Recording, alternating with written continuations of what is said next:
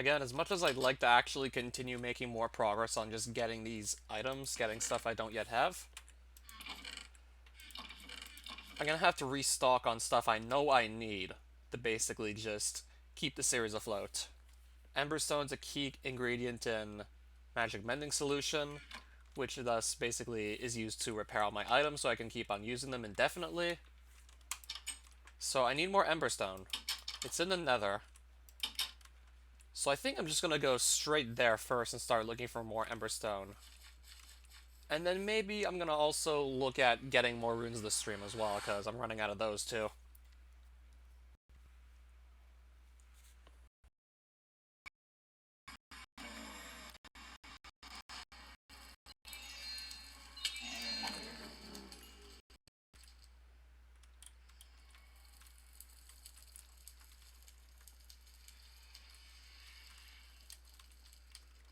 Yeah, it's really been a long time since we've been back here.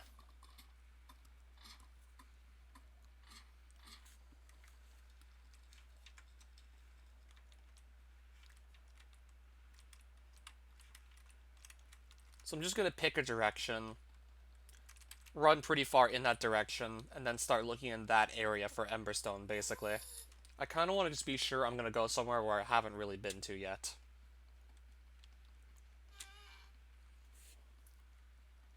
Well, I'm certainly moving along really quickly already.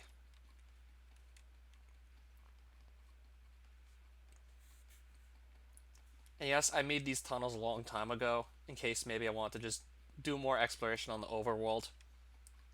Turns out they're also really convenient for just getting through the nether quickly.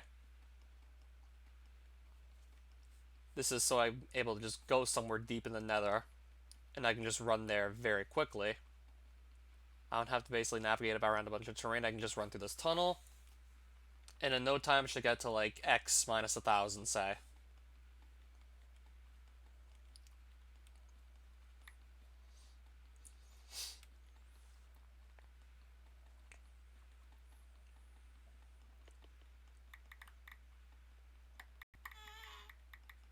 And there's still a bunch of netherrack I never picked up.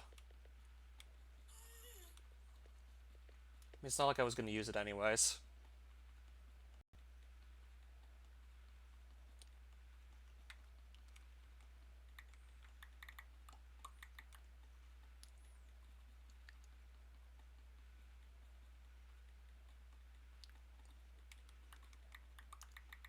Or I could maybe stop right around here and start digging upwards.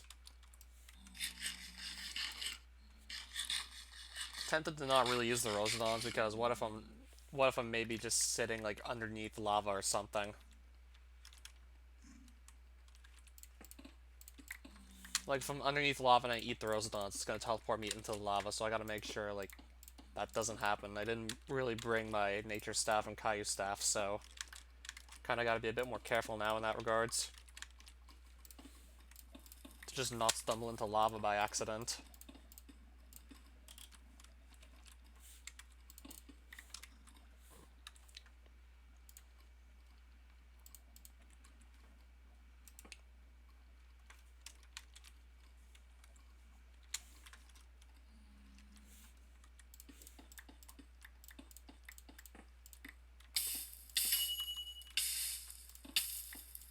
And sometimes you can't even expect it at all.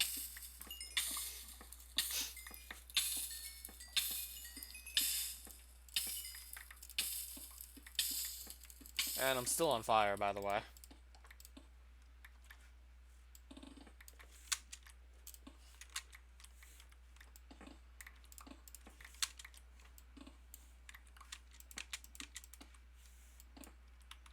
I guess I'll probably opt to dig straight up and see if there's any lava by doing so. Since the lava flows pretty quickly, I gotta be careful about how I do this, though. Because if it pours directly onto me, then I could be in trouble. So I'm trying to be careful about exactly how I dig to the surface.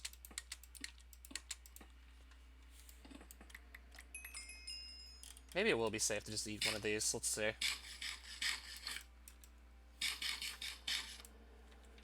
Oh, it is safe.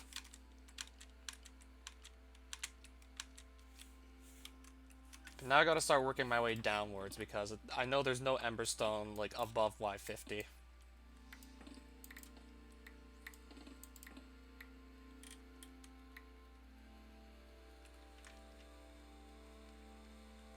So I have to go downwards, basically. I'm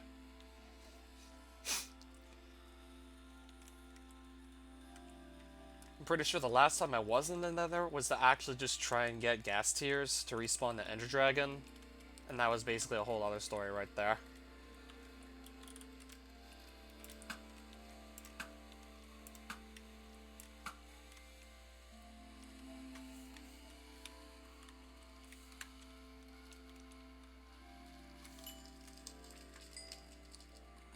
Right, this is the stuff I need to find, basically, the Emberstone right there.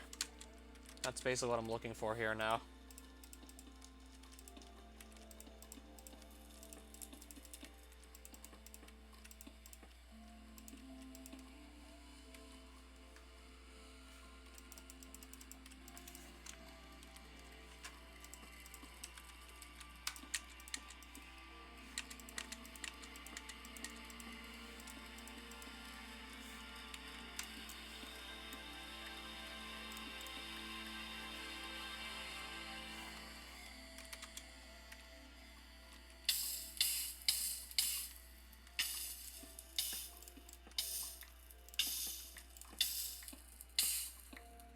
Oh, that's a nice chunk of Emberstone right there. That's 8 of it.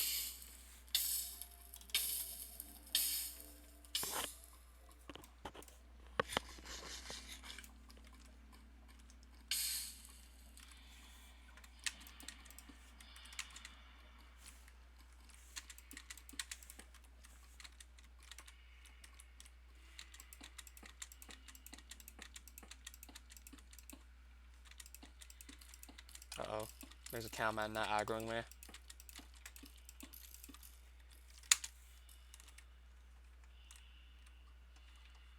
Oh no, this is actually really bad. Okay, this is actually really bad. Okay, I might actually be oh fuck. Oh no. Oh, I might be dead. Oh no, I might be dead. I might actually be dead here. This is actually really bad. Now I'm burning, I'm still burning, and there's nothing I can do about it. I'm still slowly burning. I gotta hide myself, ideally, before anything else tries to attack me. Okay, we survived.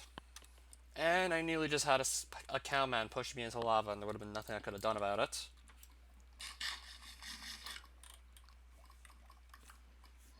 Not to mention I have no means of really healing.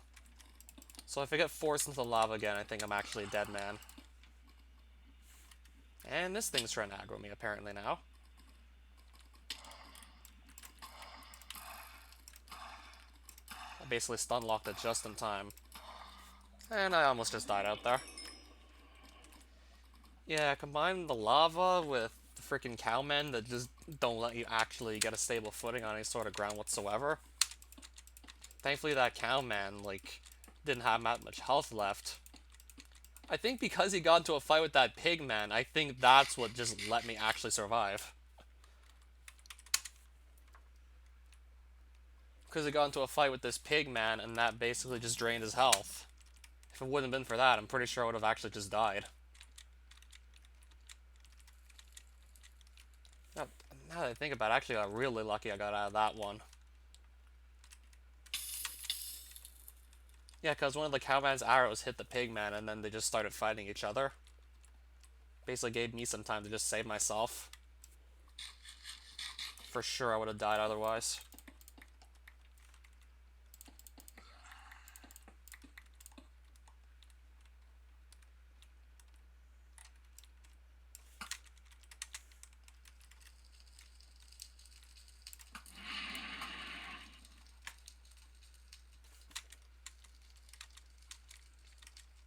Most of the time, it seems like this Emberstone is just in tough to reach locations.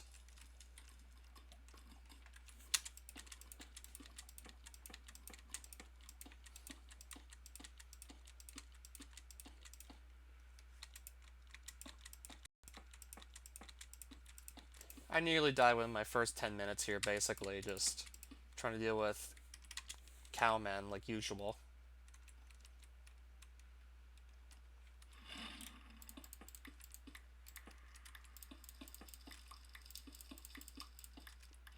I'm probably just gonna currently focus on the Emberstone right now. I mean, that's mainly why I'm here.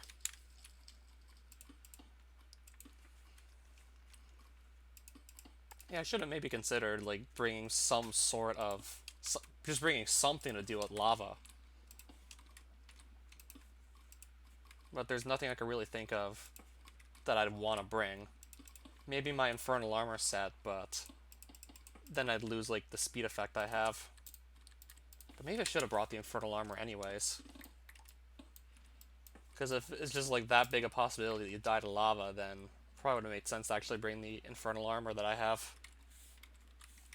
I mean, I actually do have a full set, and it makes me immune to fire and lava damage. Maybe I should have brought it.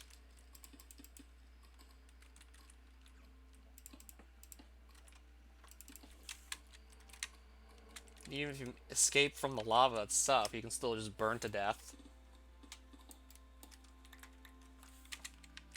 And you'll be on fire for quite a bit, perhaps, if you got stuck in the lava for too long. You'll still stay on fire for a good couple seconds.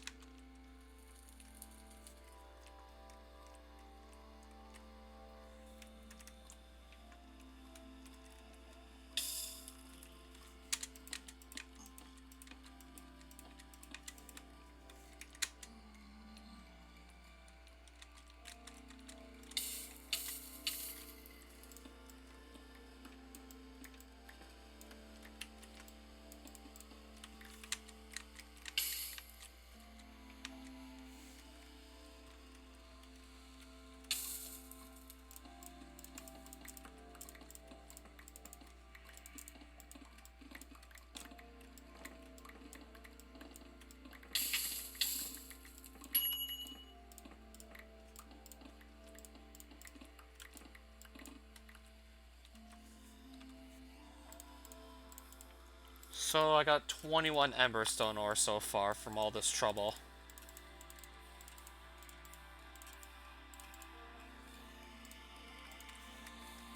So far, that's all I have to show for it.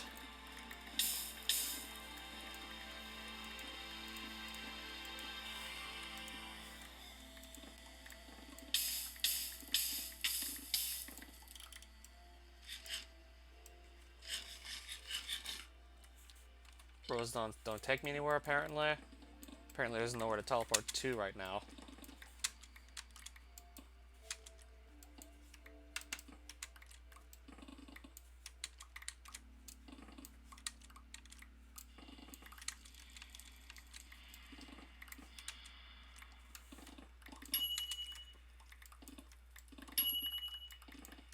I'm gonna have to pop out somewhere soon, I just know it. Looks like a near nether fortress of some sort. Yep. If I want to get blaze rods, I guess I can do so from there. I know I need to replace those as well, so maybe I should pick up some blaze rods while I'm here.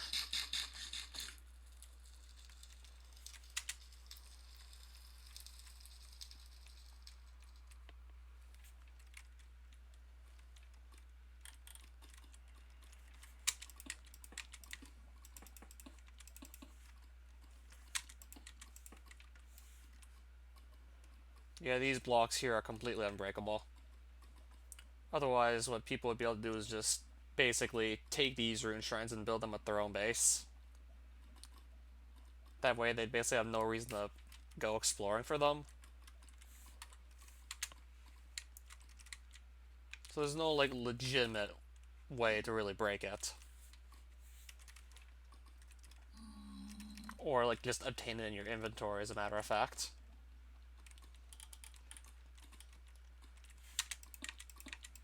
Yeah, that's a rune shrine. Where you make fire runes, since this is the nether, but... I have, like, more fire runes than I'm ever gonna really need anyways.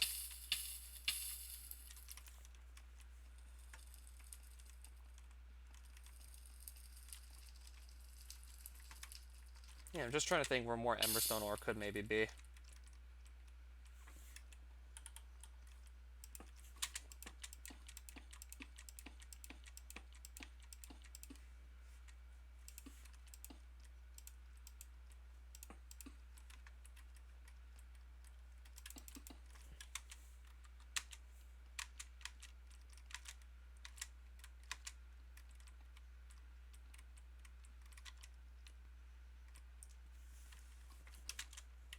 This could be problematic.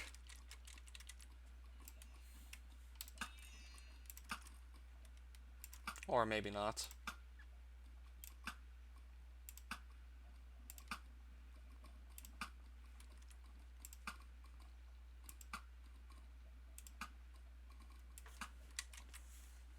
I think it's going to be safe to go here.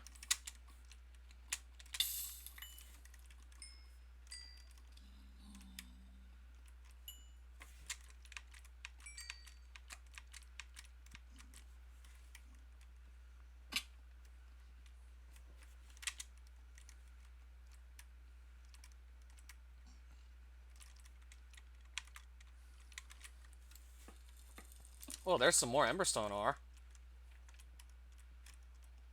Looks like I might also be able to look around here for some, too.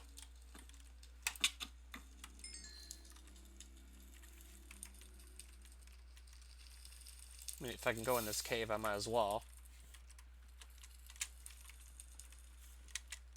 There's certainly an opportunity to get some more just going in here, but looks like we're not getting any more ore from this cave. Still have only 24. I want to find way more than just 24 Emberstone. 24, it's not going to last me long at all. I'm trying to get more than that.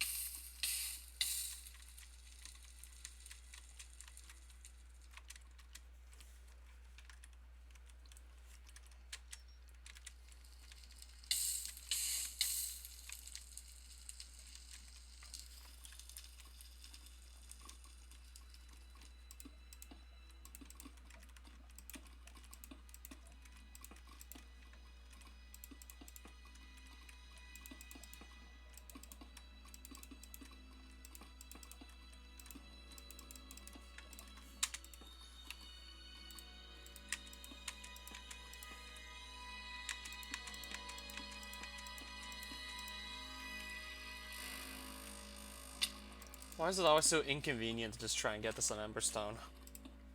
Most Emberstone I see is just usually inconvenient to try and get to it.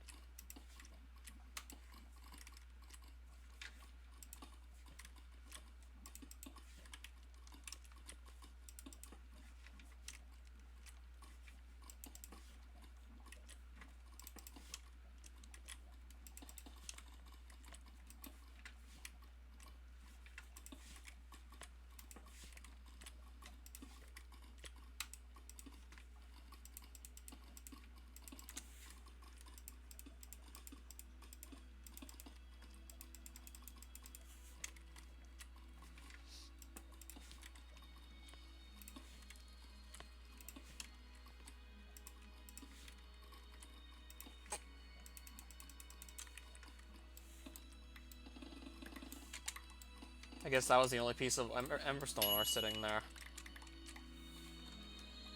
Hold that for one Emberstone ore.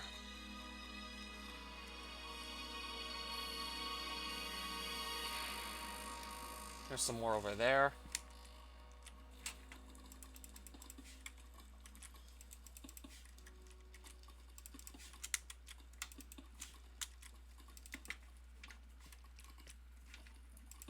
Eventually we'll make it there.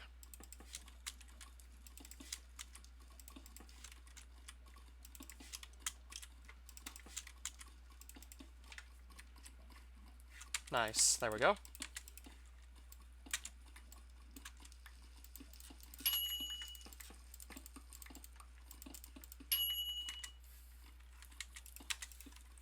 Looks like I just got another foraging level.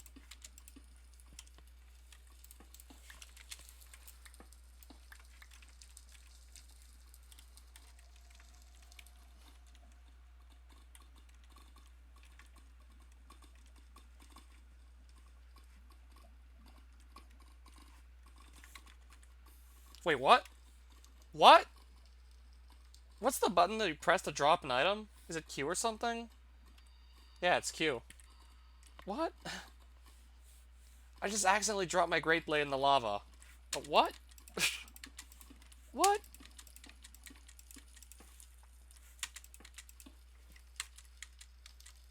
I think I meant to hit like 1 or something, or 3, and I hit Q. I think I was trying to actually press like one of my number keys to actually just select an item in my hotbar and accidentally hit the drop key when I was actually facing lava.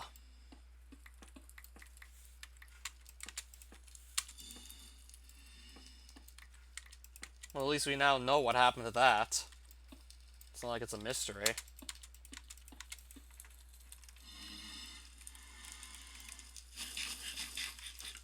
So now I gotta replace that Great Blade eventually. I mean, I have the replacements, just I have to get it enchanted. I have to get it re-enchanted, basically.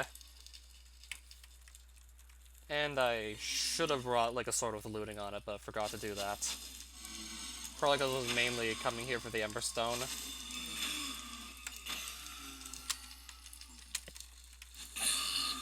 Alright, this guy's kind of just standing in my way. Like, if he's not gonna leave, I'm gonna have to just kill him.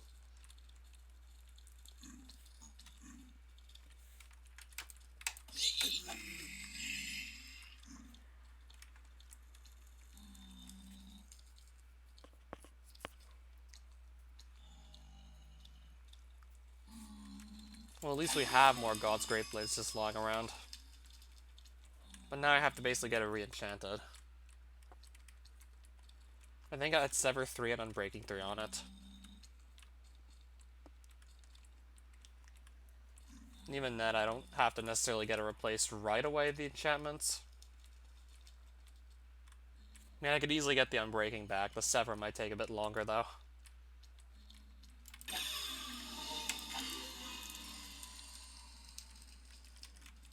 Well, at least I'll have a couple Blaze Rods. I could certainly do one more, though, but at least I'll have a couple to last me for a while.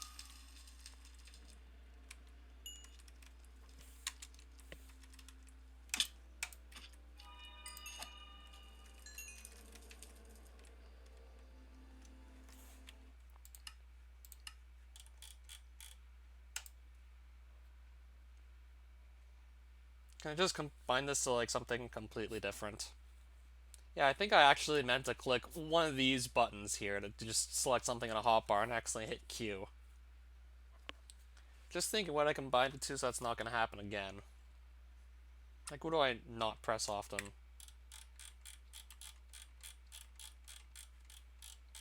That looks about right. I don't press Alt at all, really.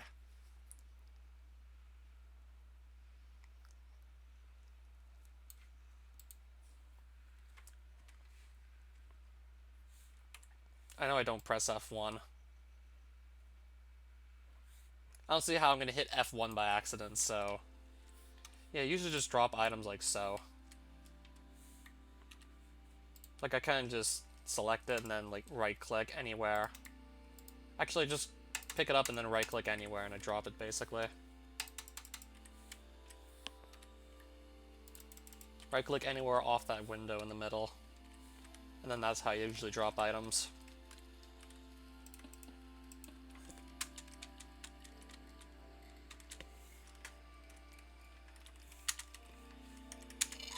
So I'm going to basically unbind it from Q at this point.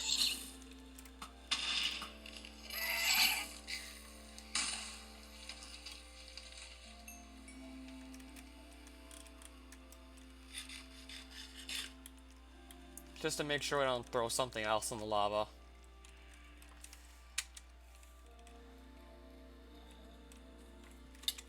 And this guy wants to kill me.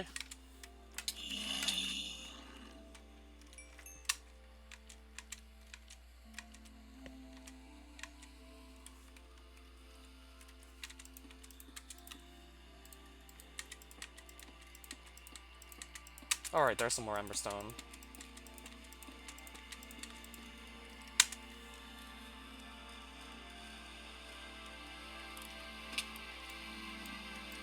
That's not the first God's Great Blade we lost either, if you could believe it.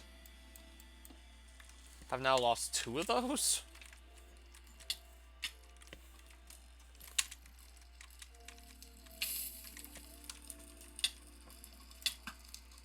At least if he has me backed up against the wall, he can't knock me in lava.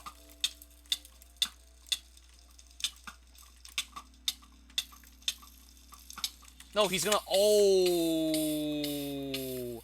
Oh, he's gonna throw me in anyways. Oh, no. He's gonna throw me in. Shit. He's throwing me in. He's actually throwing me in. No, he's throwing me in. Hide. Hide, hide, hide. Quick, hide. Oh, no. Come on, please. Stop burning. Stop burning. Come on, stop burning. Stop burning. Come on, stop burning. I can't afford to die. Come on. No. Please. Oh, that was too close. Alright, now, where is this guy hiding at? Where is he hiding? Like, I know he's hiding here somewhere. There he is. Got him. And we nearly just died again to a cowman knocking me in lava. Barely even saved myself again. That time I was even closer.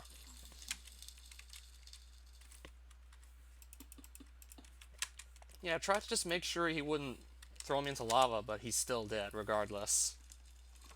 He still managed to knock me into lava. I'm gonna have like 36 Emberstone ore only. And I'm gonna have the Great Blade to replace.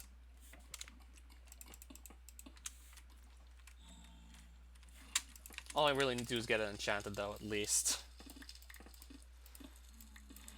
At least I actually have like spare Great Blades, which is nice. But I gotta enchant the thing again. And I almost died like twice now. Both times the cowman. Oh, Roberto, welcome back to the stream. It's been a while since you dropped by. I'm just doing my best trying to stay alive in here and pick up Emberstone ore. Specifically this stuff.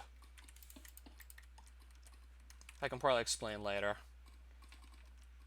Just busy trying to focus on staying alive and finding as much of this stuff as possible right now.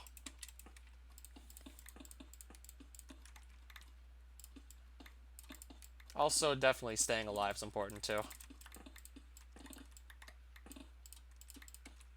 Wouldn't want to have to go back and just try and retrieve my stuff. It's certainly gaining some of its popularity back. I mean, I remember Minecraft was kind of just losing popularity and people were just moving on over to Fortnite. Well, PewDiePie recently did like a Minecraft Let's Play, and I'm pretty sure that helped Minecraft just kind of get some of its popularity back. Cowman over there, I gotta just shoot him. I can't afford to just hop there with this cowman being alive. I gotta make sure he's gone, otherwise he's likely gonna knock me into the lava again. So I gotta maybe just get in a bit closer and make sure he's actually dead before hopping on over there myself, because I can't afford to get knocked into the lava again. I might not get so lucky. Might not get so lucky the third time. Okay, it looks like he's dead. I'm seeing some mob loot, but not the cowman. It looks like he's probably dead already.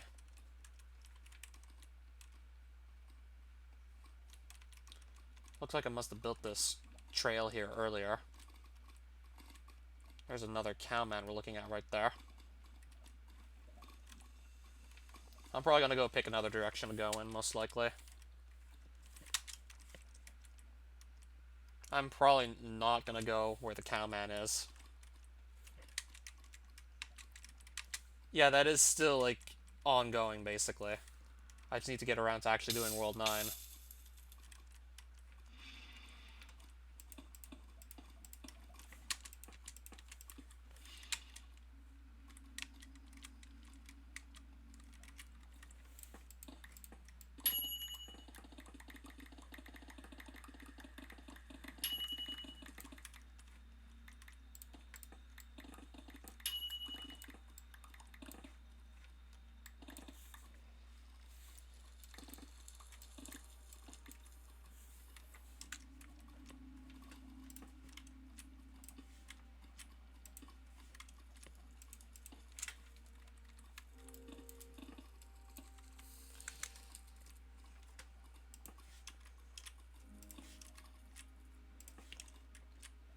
And yes, I've made it past World 8 so far. I did pass World 8 at this point. And that last level was probably one of the most sadistic things Anakidi's come up with. Certainly has to be up there. You know those enemies that just hop out of, like, certain turn blocks, like Goombas, Koopas, sometimes fish, but... Like, for the thing I had to do, obviously there wouldn't be fish hopping out of those blocks. Like, he had you basically jump on 5 of those in a row before actually just finishing the level. Outside of one specific jump before that point, the rest of the second half of World 8 Castle was easy enough.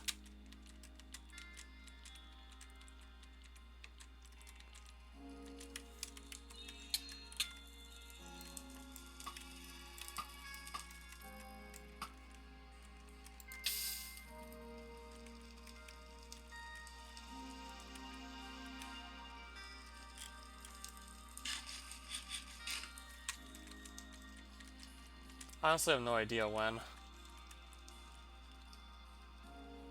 Even though I knew the question was coming now.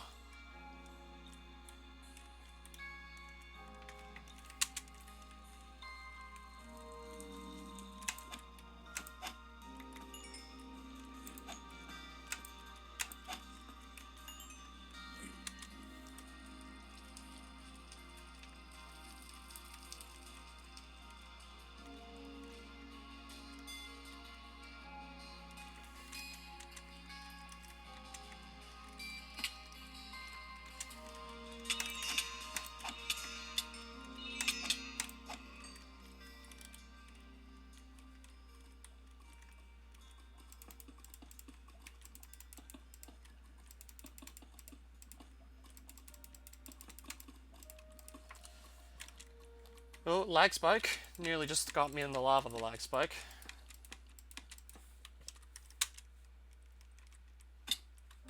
That lag spike, though. Nearly got me, like, thrown in the lava again.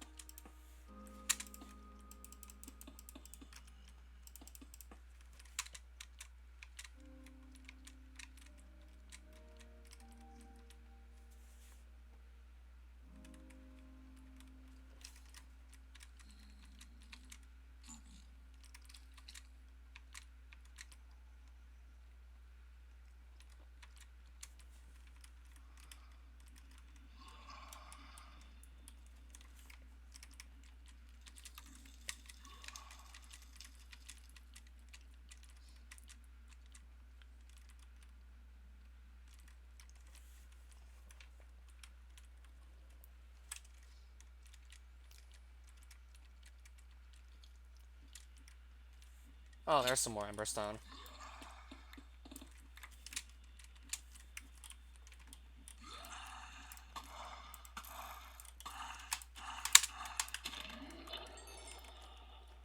No, and if you... No, I haven't seen it.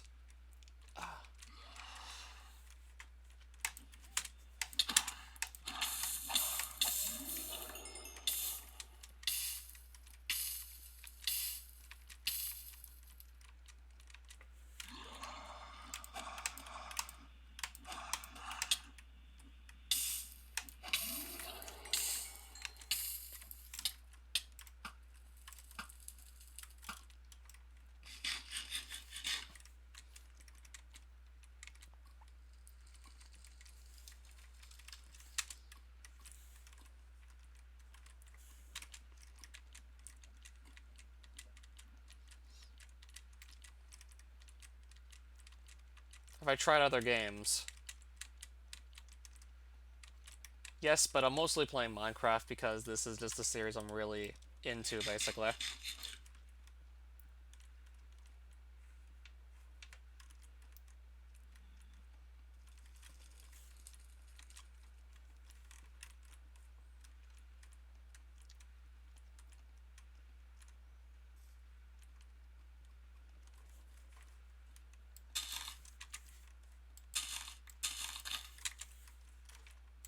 fun to play.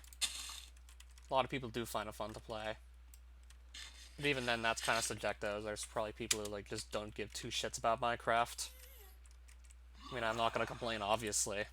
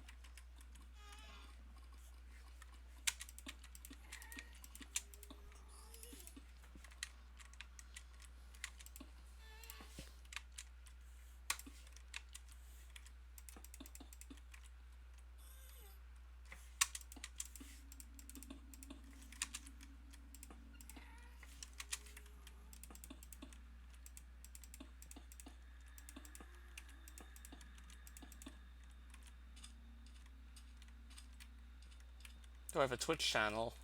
As a matter of fact, yes, but I almost never use it. I mean, I basically already had a subscriber base on my YouTube channel anyways when I decided to start live streaming. So I kind of just put two and two together.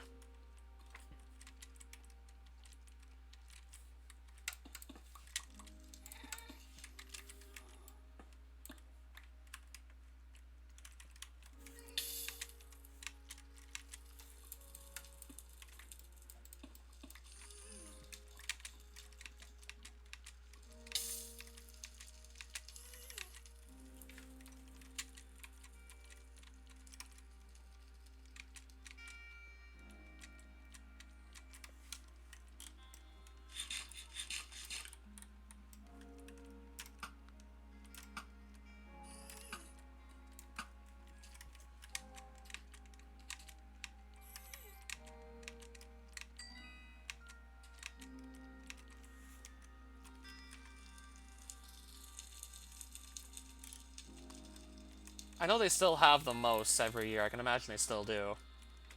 I don't know if there's still a most missed category. Last I checked, there wasn't. I don't know if, like, quite enough people really knew who I was that I'd win most missed.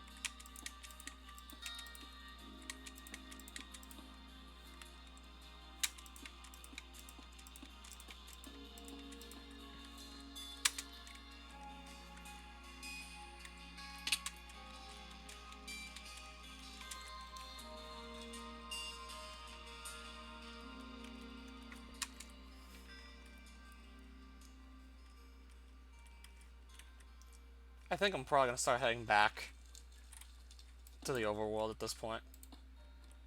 What do you mean the blue man? I'm probably gonna start heading back at this point to the overworld from here.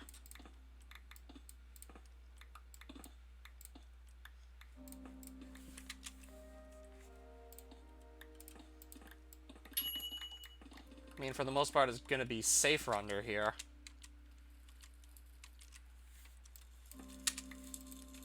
I don't really see any blue men right now. Oh, you're talking about my guy?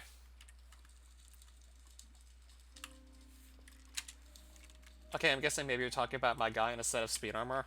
Not blue man, maybe?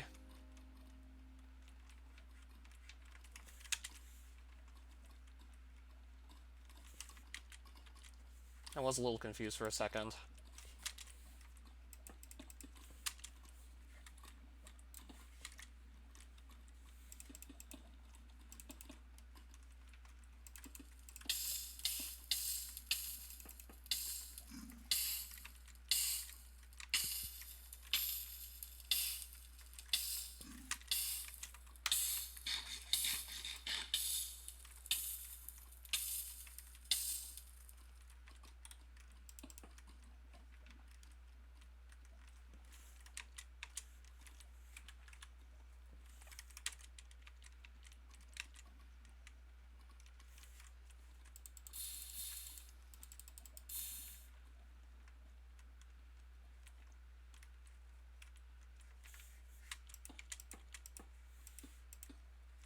Yeah, I know to be careful.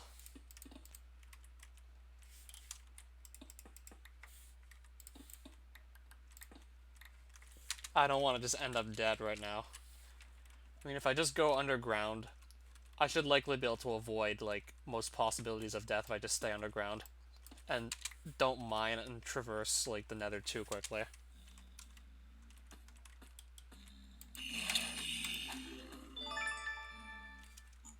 Alright, level 80 innervation.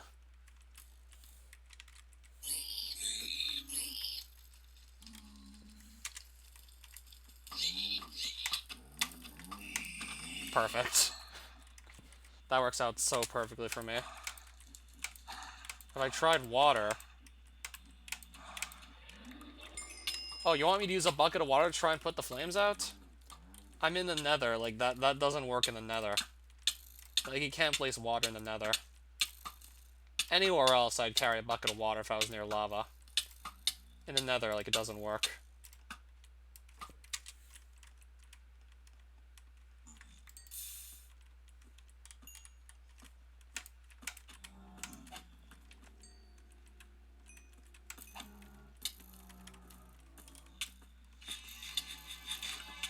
Right now, I basically can't see a thing. Are there explosive creepers? Thankfully not in the nether.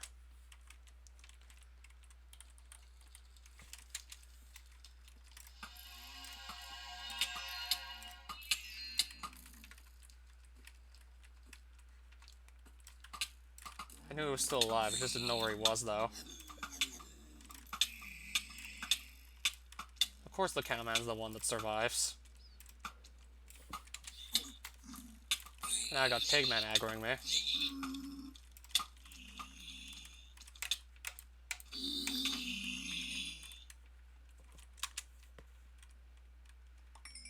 Finally, the cowman's dead. Because the cowman I'm trying to kill fire so many arrows, it's just not practical to get up towards them in melee range.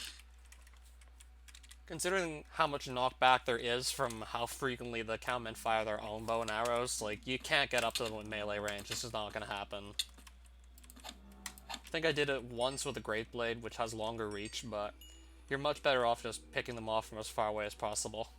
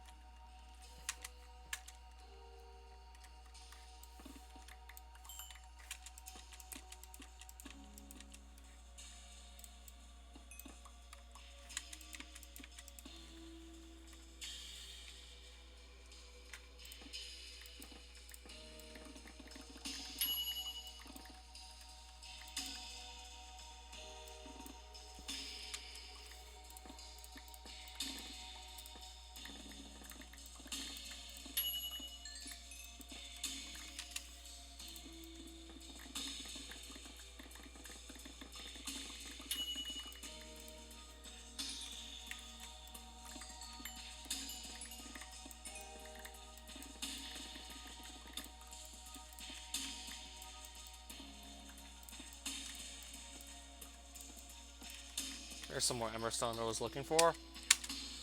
I think I'm gonna have maybe a full stack of Emberstone by the time I'm ready to head back to the overworld.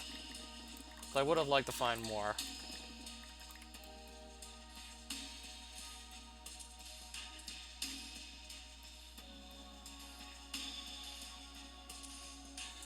Now suddenly I'm finding... oh boy. And lava. I have to stay under. I obviously don't want to go where the lava is.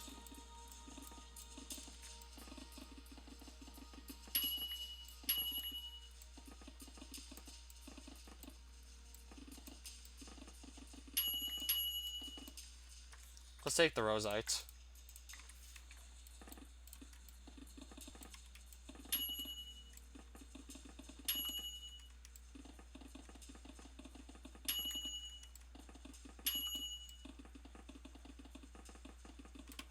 Uh-oh. Ooh. Ran right into that, now I might be dead. If the lava doesn't go away, I might be dead. And I have nothing to put out the lava either, so I might have just died.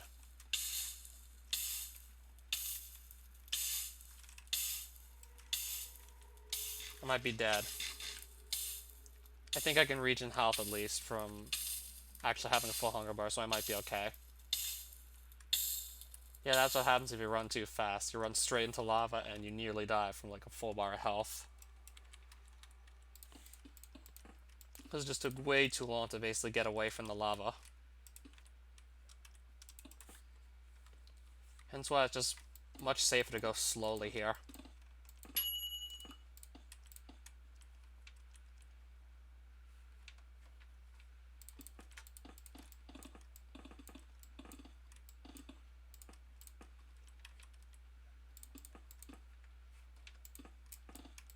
Now let's start going back east, I guess.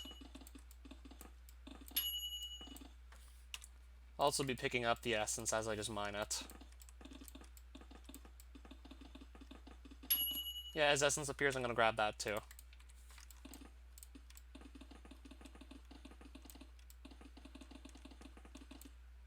Oh, hi there, Shikuroji. I'm back in the Nether. And now I'm actually heading back to the overworld from the Nether because I want to get Emberstone ore. Because I was actually starting to run out.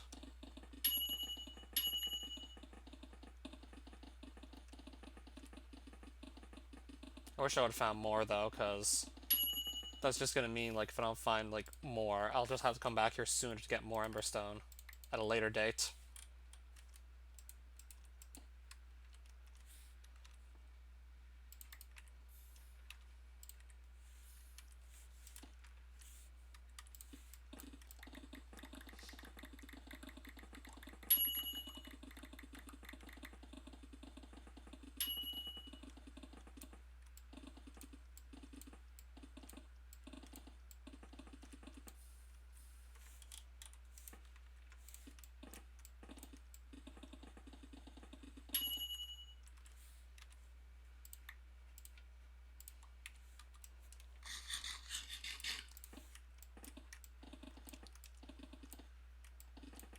Oh, so you found Jade? Yeah, that could use in some pretty useful armor recipes. There are a lot of good armor sets you can start out with that use Jade in them.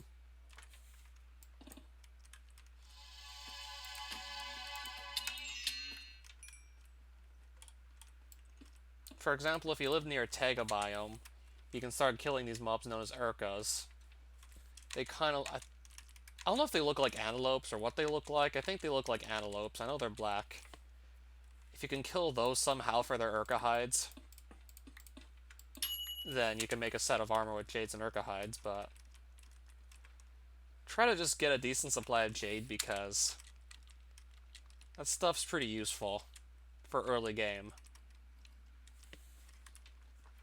I know for a fact if you have 3, you can just make a good bow with that for the early game called a weakened bow.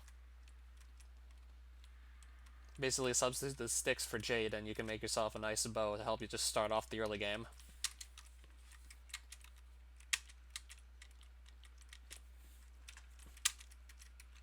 Plus if you can find sapphires, you can also make speed armor, which is just really helpful at any stage of your playthrough.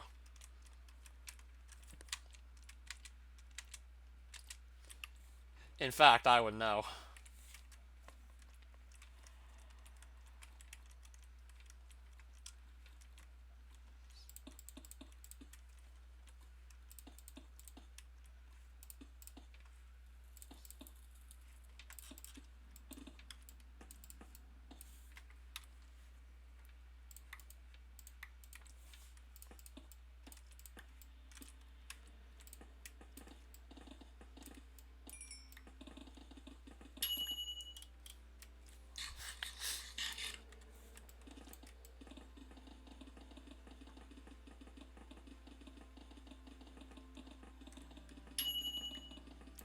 Uh-oh, I'm gonna do it to myself again, apparently.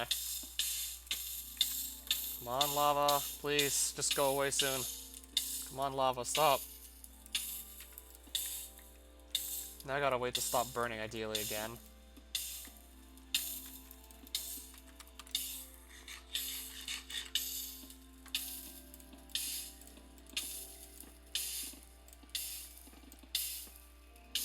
I'm probably gonna be okay, though. Yeah, we're still alive.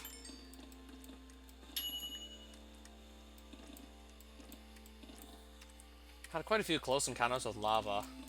In fact, I nearly died like twice before even really getting the trip started. In fact, one of my deaths almost, well, one of my what could have been a death. I nearly died like 10 minutes into the trip, like not even once. Well, what could have been a death. Like, I basically came into a really close encounter with a skeletal cowman and some lava. Not even 10 minutes into my trip into the nether. Then I came into a similar encounter with another cowman and lava near the nether fortress. And that was an even closer encounter.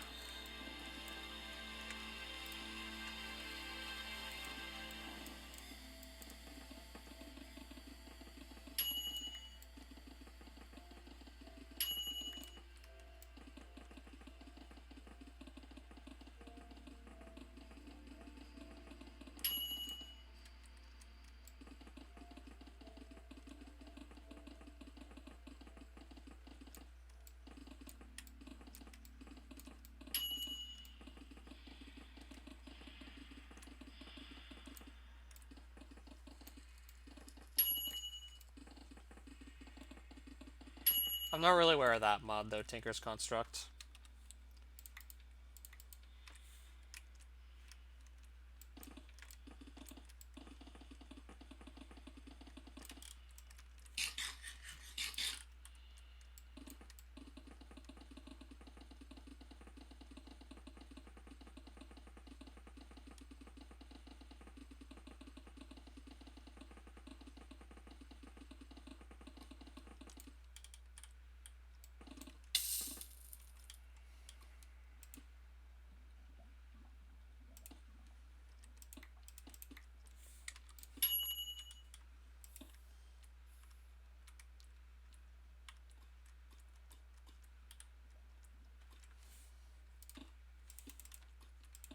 Right, I think I'm just gonna have to tunnel around this lava at this point.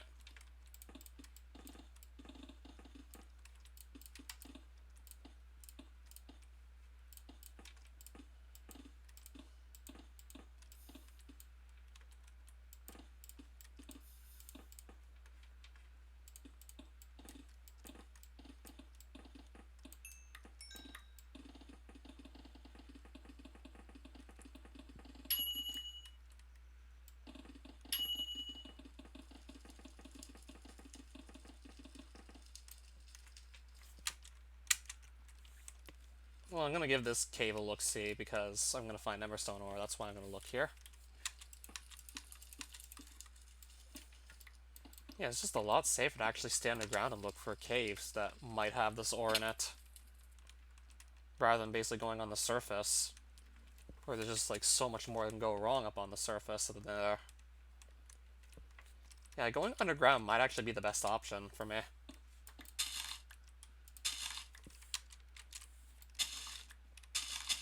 Even underground, you can still encounter some hostile mobs, but it's certainly easier to just see them. It'll be easier to just know that they're coming.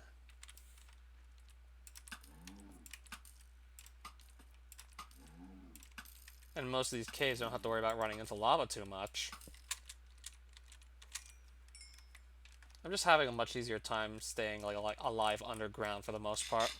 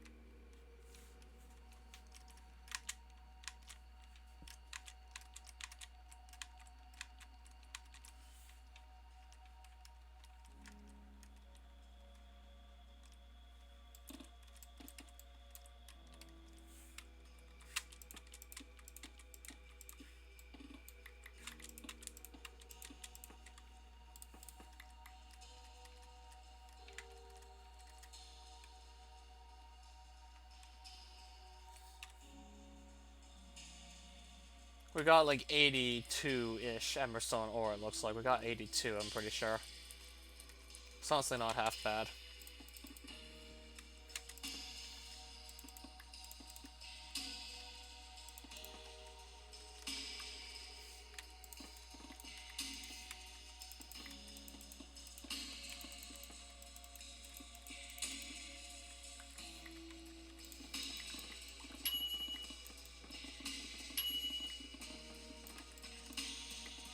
I'll take this Emberstone as well. More like 86 of it. I'm eventually gonna run out of that too, but that should last me for a while.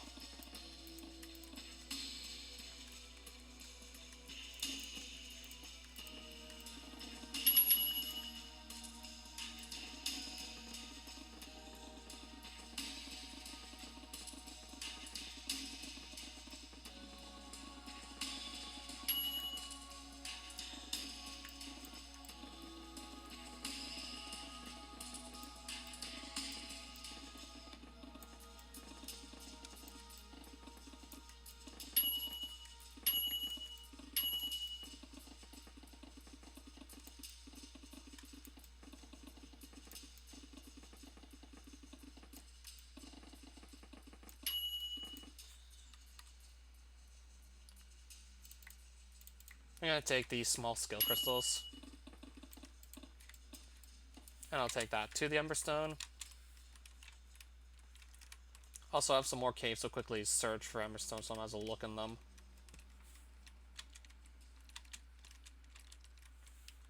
Yeah, every cave I find, I just kind of search it for Emberstone quickly.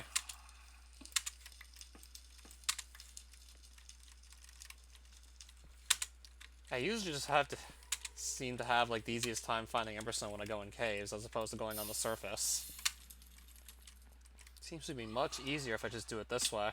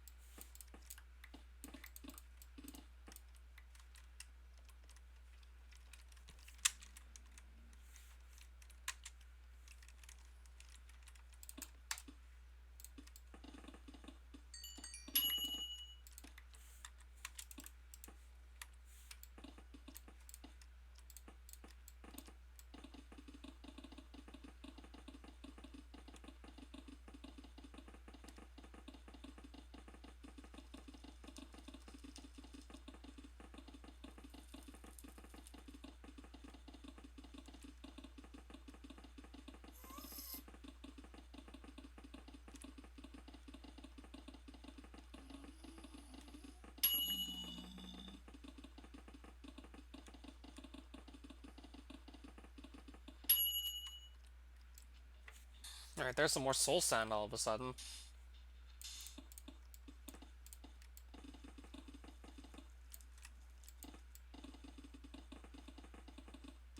And more emberstone. Nice.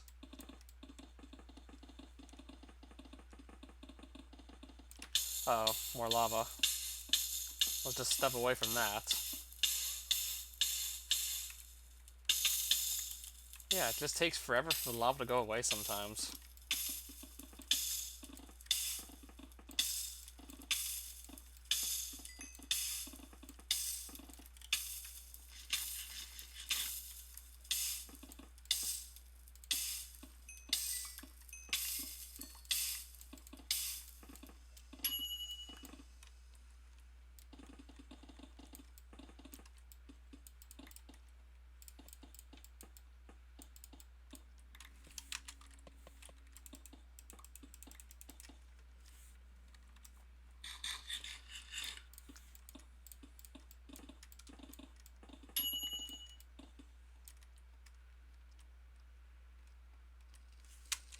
Okay, this cave kind of looks familiar here.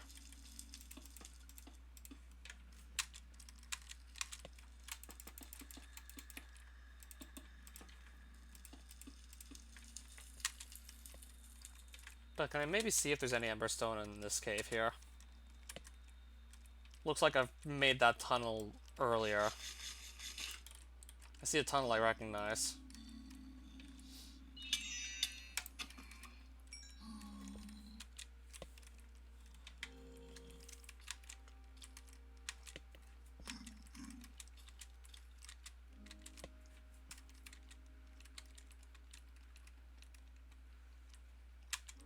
So yeah, I sort of recognize this tunnel here.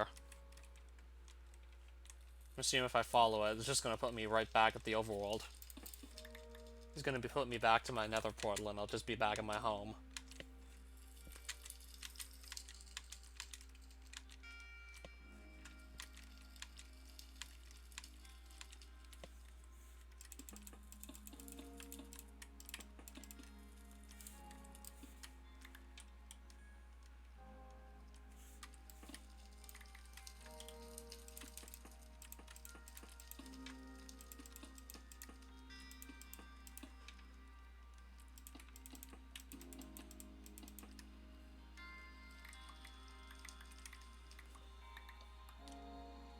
Okay, this tunnel's gonna lead straight back to the overworld. Oh, there's some essence here I haven't picked up yet. I'm gonna grab it.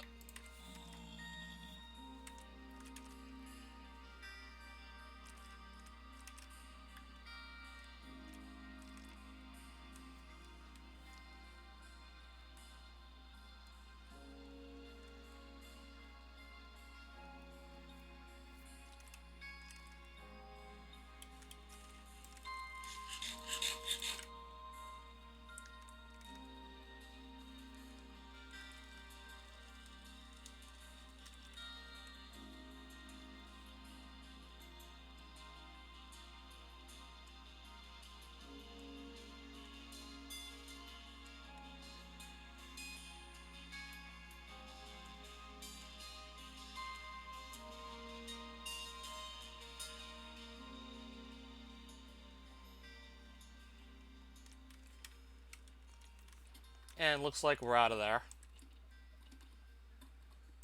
Now I can go back to the overworld.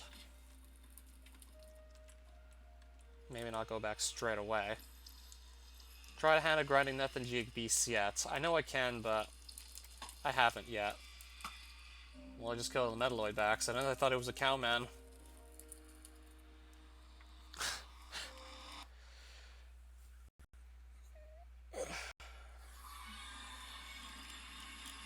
That plus I'm currently busy just actually restocking on supplies I was starting to run short on. In other words, I basically really needed more emberstone, so I had to go and just restock on that.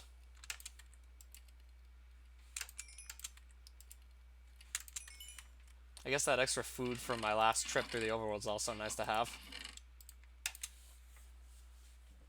And we also have some more essences, which is going to be good for augury training. So I guess we can just use those up while I wait for the Emberstone to be processed. I'll get a bit of augury experience out of this.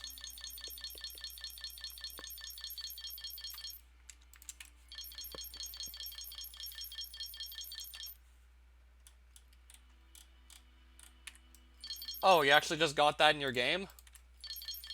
Kuroji? That's basically a specific event that can happen on certain days. So you're gonna see mobs that you probably haven't seen before if that's your first time seeing that today is a good day to die message.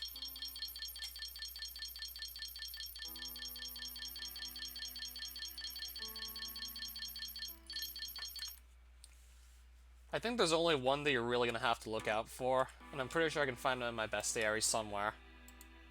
I remember what it's called, so I should be able to just look it up for you quickly.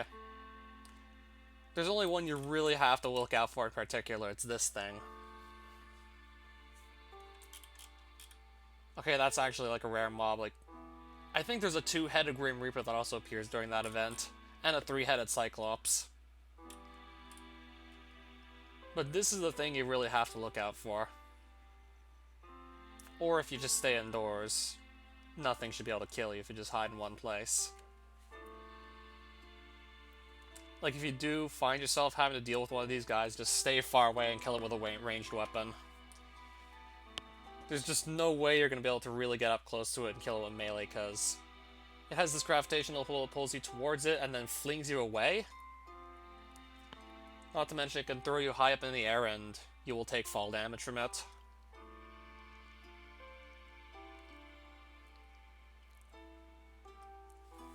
So yeah, it's this guy.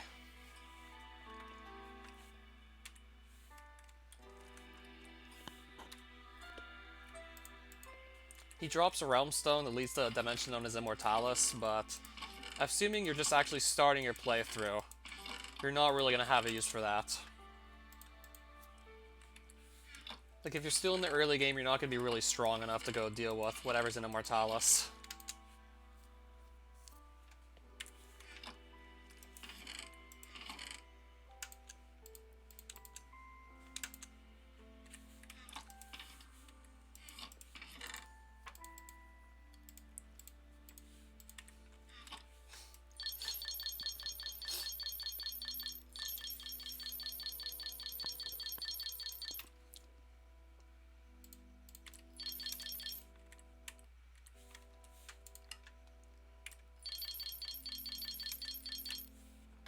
I'm back practically almost at 57 augury.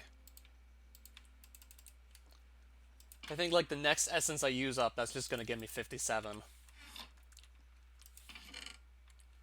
I think I had, like, the same event myself. I was just in the nether when it happened, so I didn't actually see that today is a good day to die message. I was in the nether. So I basically just missed it all.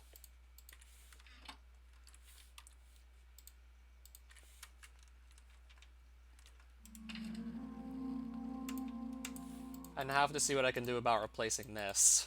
I mean, I have a replace, but I need to get it re-enchanted, ideally.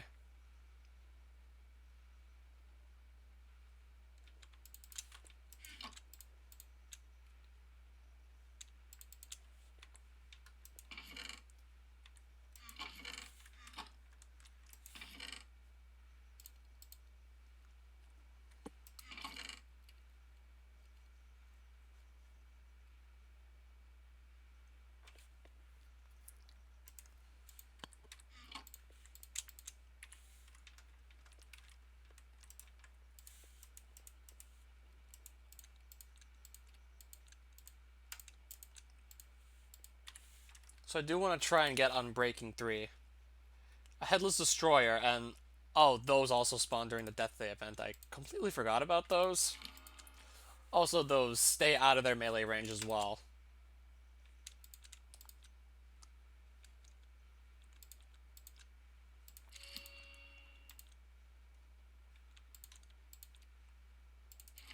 Those you also need to just stay away from. Oh, nice, Unbreaking 3.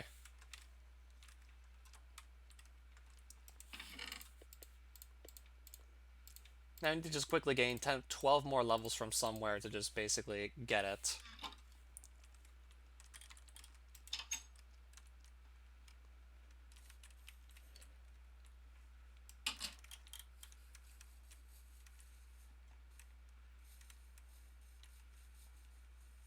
Okay, so this is the guy here I was warning you about.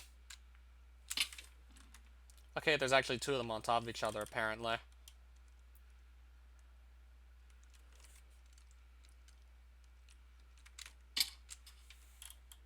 So what I was going to suggest is just fight them from far away, where their gravitational pull can't affect you. Kind of like this is what I was going to suggest.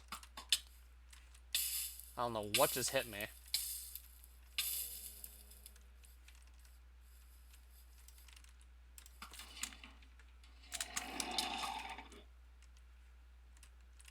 There I go, flying.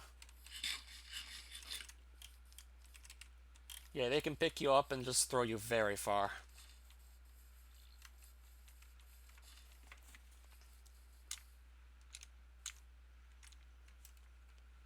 If you hold left shift, then the gravitational pull won't affect you. But as soon as you let go of it, then they're going to start pulling you and then throwing you around again.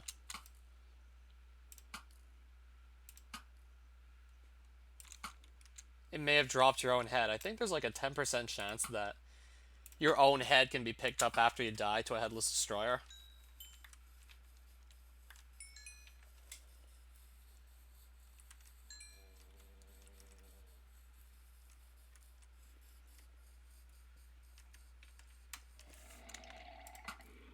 I had the exact same event happen, but only a couple mobs spawned in because I spent most of my time in the nether as it was happening.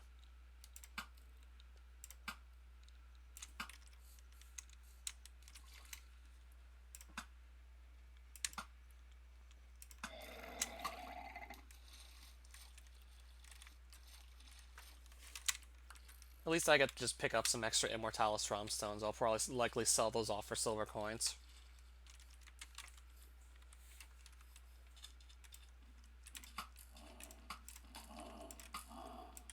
Again, these guys, you kind of want to just fight them from a distance.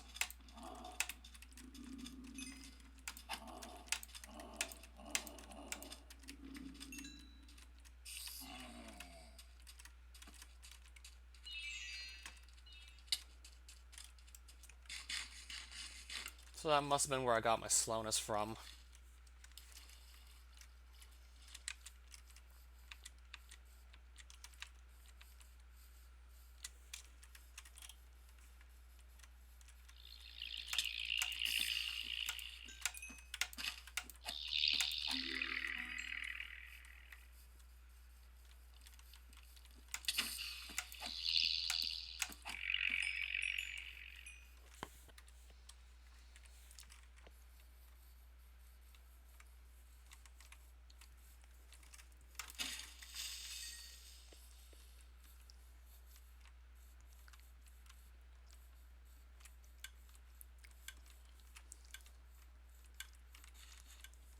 Aside from actually starting a farm, to get Hollytop seeds, you have to kill tree spirits, which spawn pretty commonly in Plains Forest and I think also Extreme Hills biomes.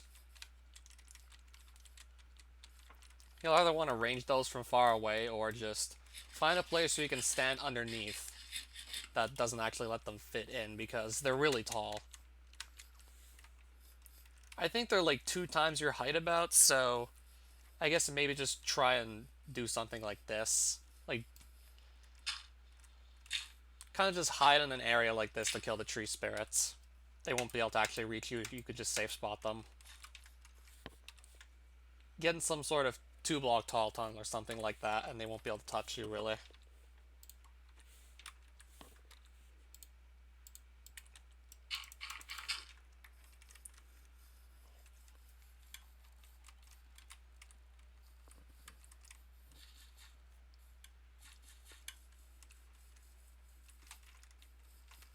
I think I'll actually quickly go back to the nether and just basically mine my quartz there to get to 28. Then I can at least get the Unbreaking 3.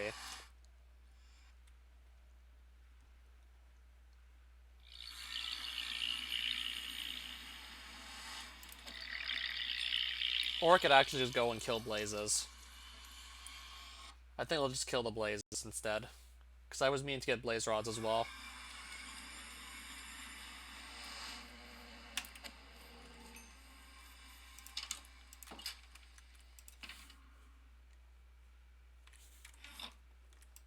First things first, I guess let me just throw out some things I know I don't need to carry. I think I'll actually keep these.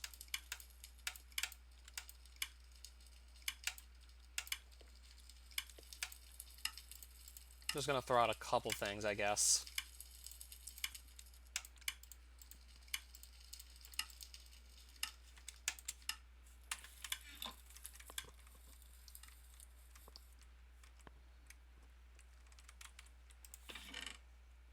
So let's just get our sword with looting on it, and then go right back to the nether, basically, and just kill some blazes for their blaze rods.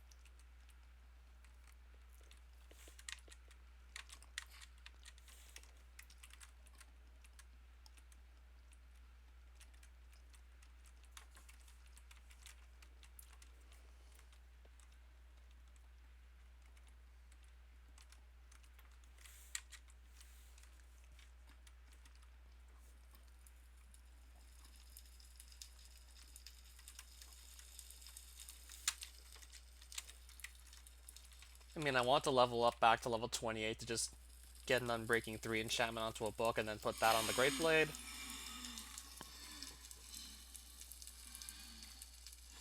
Plus, I need to get Blaze Rods back anyways, because those are a key component in Magic Mending Solutions, so I'll come back here and just get the levels and the Blaze Rods at the same time.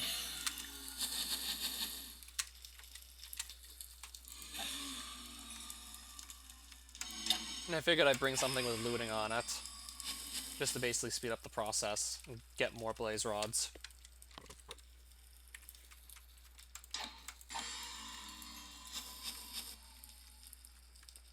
Yeah, it's a weird looking axe. It's a sword that functions as an axe, but looks like a shovel.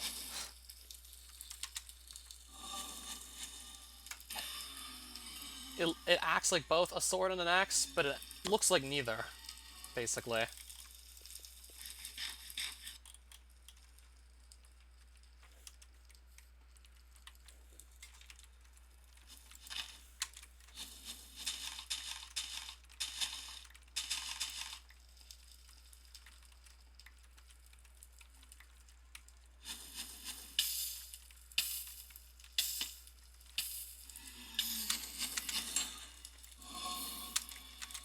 Yeah, if I use it on wood, I think it either acts like an iron or a stone axe. At the same time, it mainly functions as a sword, but it can also cut wood faster than any other regular sword would.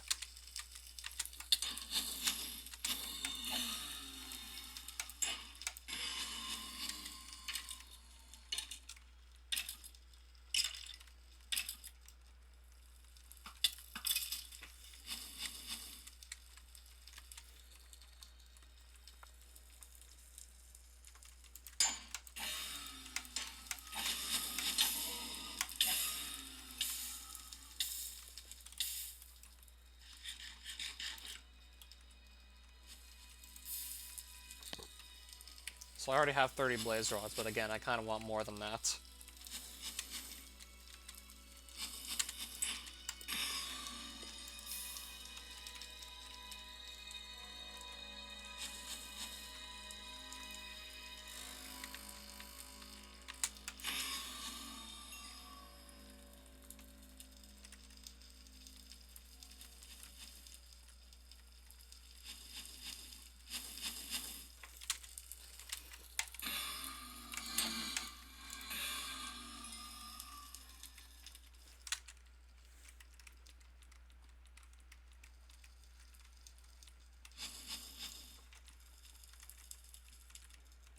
Is Sapphire Pickaxe good? Yeah, it is pretty good.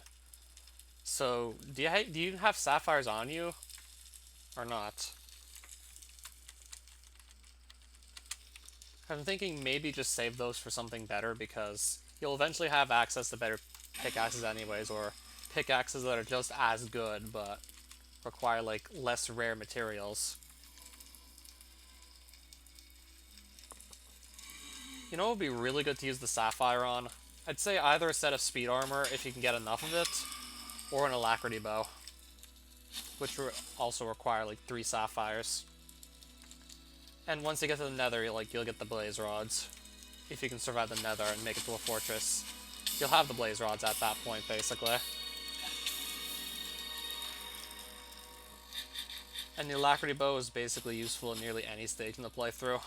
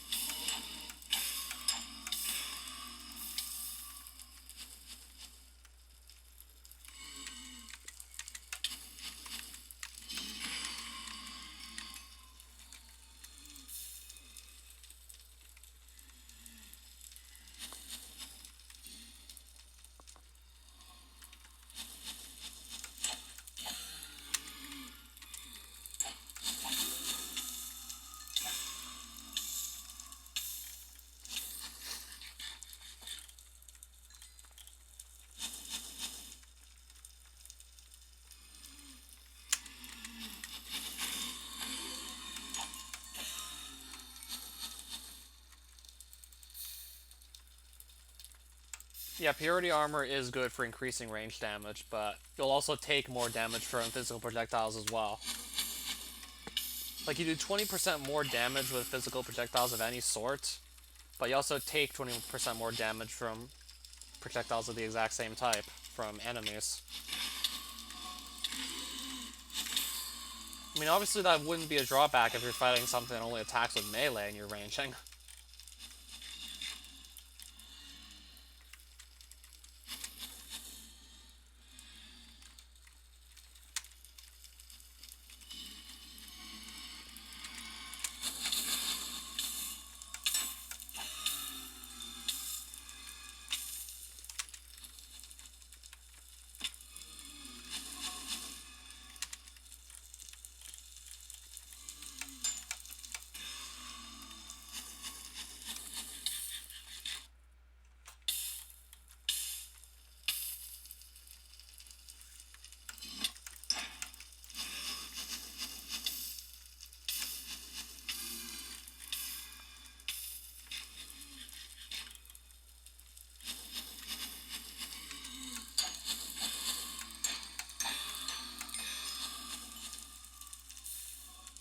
I think it's debatable as to about what the exact best weapon is supposed to be, because there's certainly different classes as which to, like, fight with. There's certainly different types of weapons, what else can I say?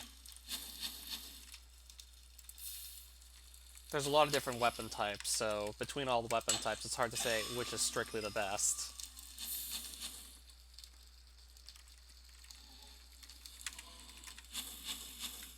Not to mention, there are also a few enemies that are basically completely immune to most ranged attacks.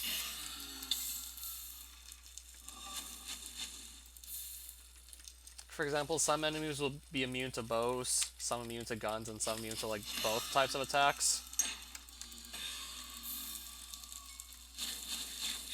So it basically forces you to either just use, like, magical ranged on them or just attack them with melee.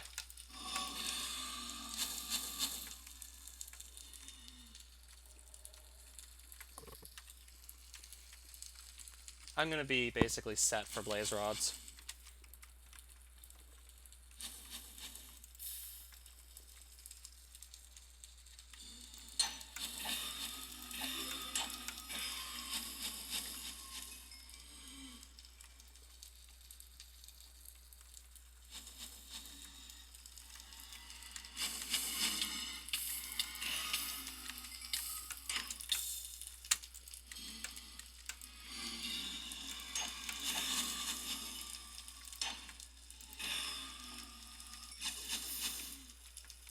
You can usually just achieve like a lot better damage per second with swords over bows, but of course I always want to keep a bow in my hotbar handy because pretty often I'll just encounter this scenario where it's really not convenient to just try and melee whatever's attacking me.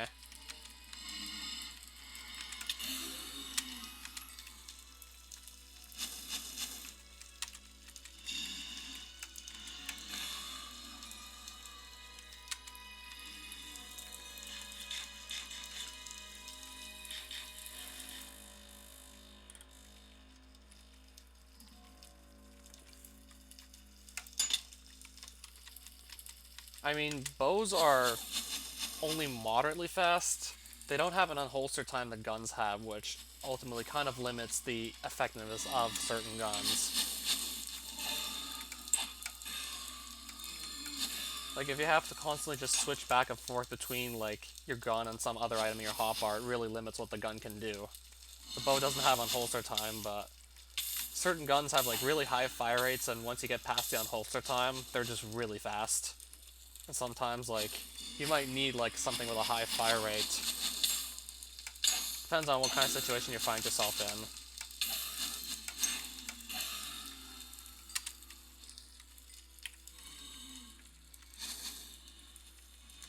Sometimes a bow's just too slow and guns can do a lot better damage per second, but you have to get past the unholster time, though. And once you do that, ideally not have to just switch to, like, other items in your hotbar too often.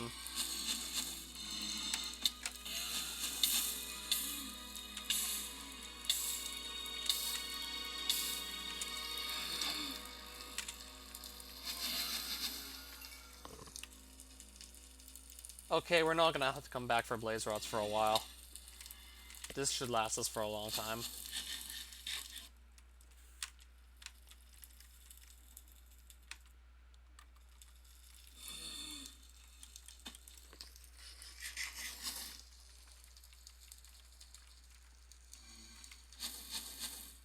So I'm trying to make sure I'm going the right way so I can leave.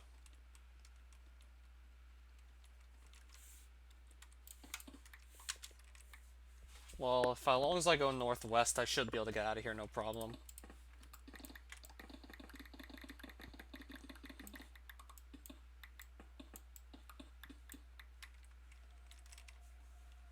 Or I could go by this way, perhaps. That'll actually work out much better.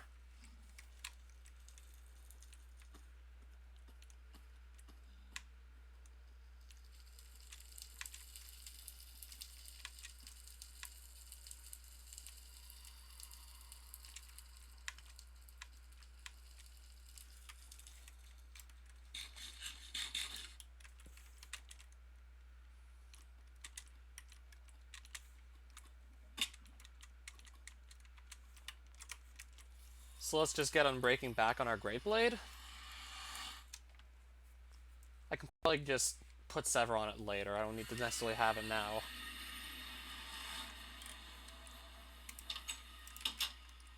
That plus, now we have like a ton of blaze rods. Shouldn't have to worry about running out of these again anytime soon. This should certainly last us for a while.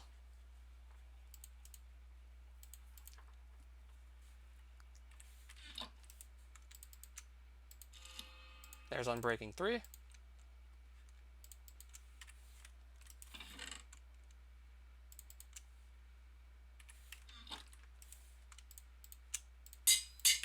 And there we go. We got Unbreaking 3 back on this thing.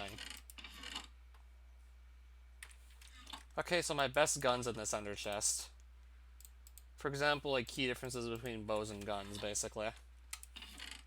I'll just pull out some bullets. Just so I can quickly use it a bit.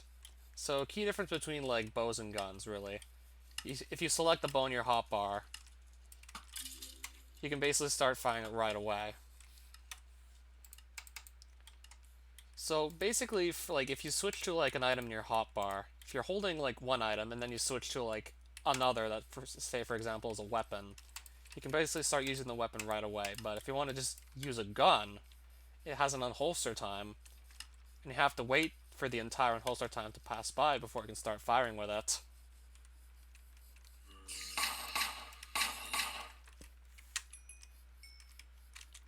And let's say if I want to eat something to just replenish my hunger, I'd eat something, and then I'd have to just wait for the unholster time again before being able to fire it some more.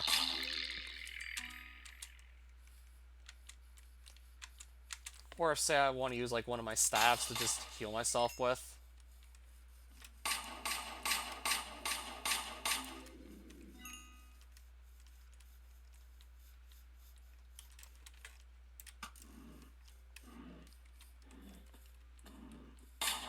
Yeah, you basically just hold, like, the right mouse button to fire, but there's a certain time you have to wait before it can actually fire. And it basically just resets itself every time you just switch from, like, one item in your hotbar to the next. So ideally, you want to be able to not have to switch items too much if you're using a gun.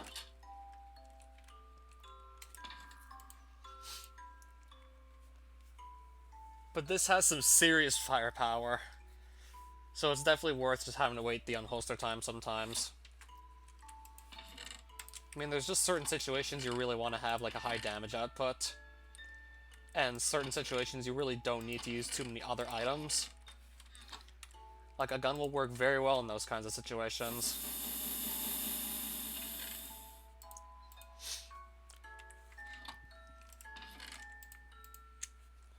And also, I'm gonna need more gold coins to buy more repair dust, because I'm basically running out of that too. So I'm gonna have to start replenishing that as well.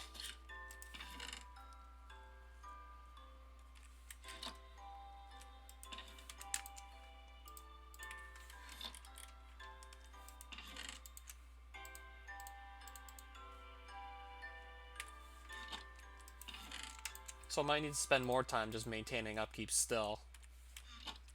This way I can actually just get my magic repair dust back.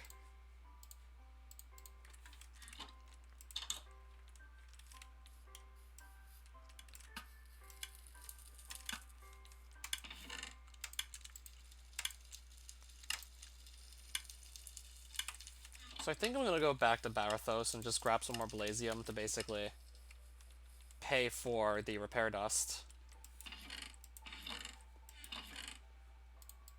Then I'll basically have everything I need again at that point.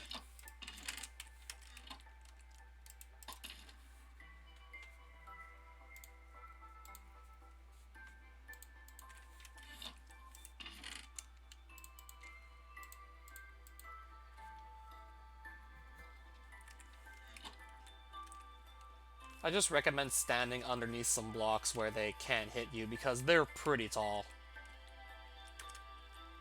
Yeah, 2-block tall gap. Just stand underneath that and they can't get to you. It's kind of basically what people do to farm Endermen safely. It'll also work on tree spirits. Then eventually you'll just get your holly top seeds, and then you can start a holly top farm, and those petals are basically used in the custom arrows this mod adds. Yeah, you're gonna need holly arrows because, like, all the custom bows don't work with regular arrows. So these are basically obsoleted.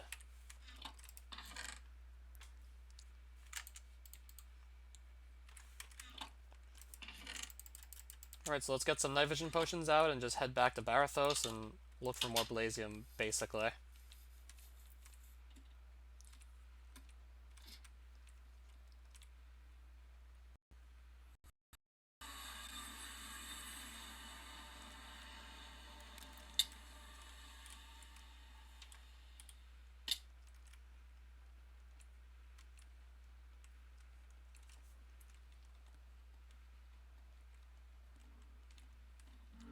I'll probably run out a bit, and then I'll probably just start tunneling underground. I'll probably distance myself from where I spawn in, because for the most part I think it's safe to say I've probably mined out most of the Blazium that's actually near the origin, near 0-0.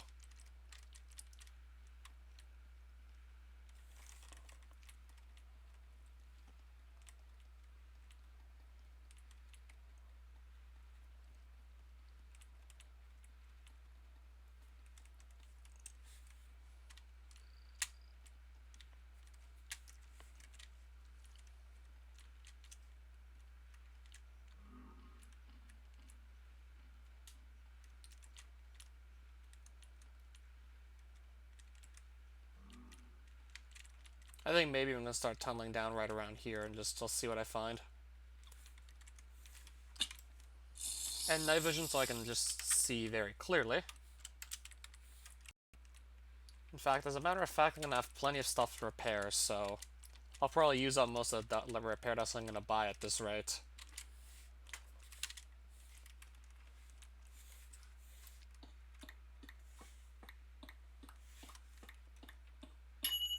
If you have to use a standard bow, by all means, but you should be able to upgrade to like a bow from Advent of Ascension in not too long.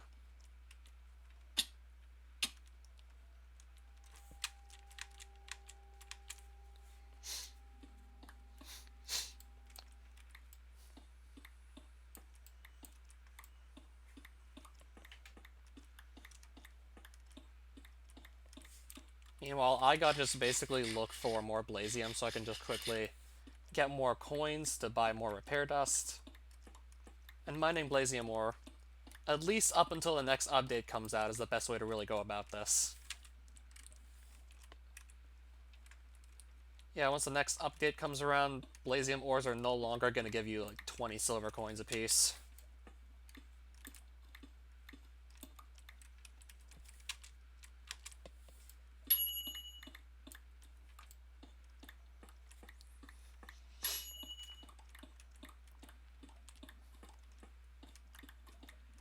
I was actually here not too long ago just farming coins to basically buy the skullet. And now I'm back here again, farming more coins, just to buy repair dust. Well, actually more like to buy the weapon parts that I needed to actually end up with the skullet. I didn't actually just buy the gun itself. I bought some weapon parts for it, which I needed to actually craft the thing.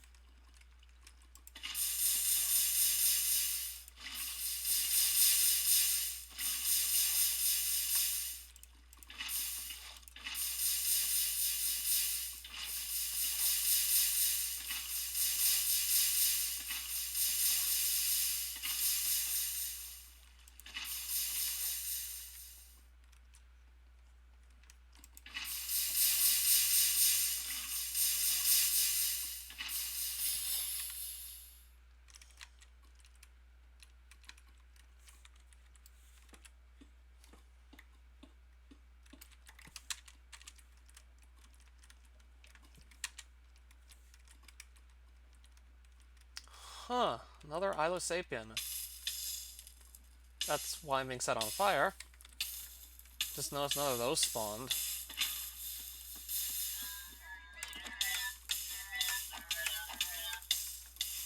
That's a rare mob right there.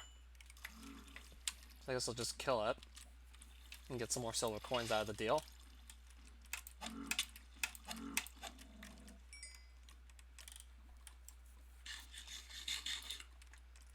And we just found that underground.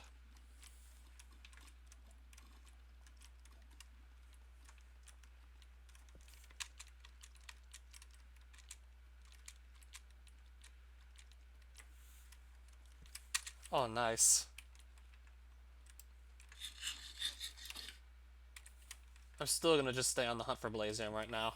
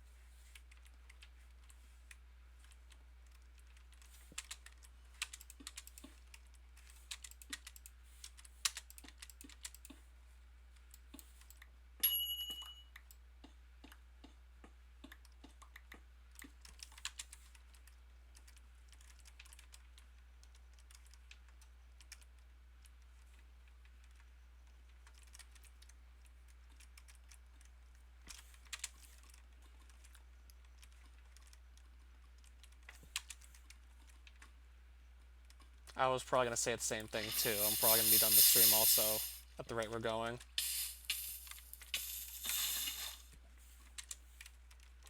I probably won't be staying for that much longer either.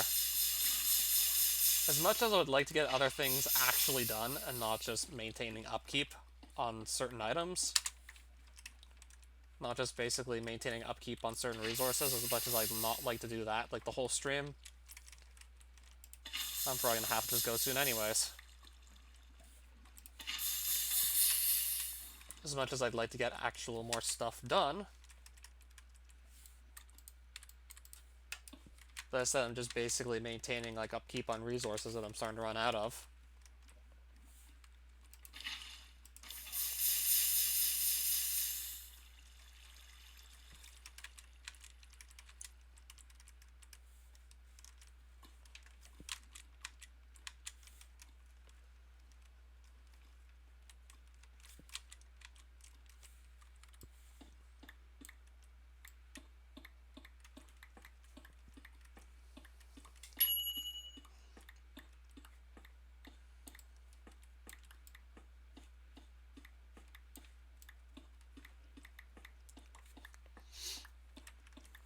Didn't have to go too far, and I already got like 32 Blazium ore, so that's pretty nice. That should definitely help pay for my repair dust right there. That's definitely going to help pay for some of it.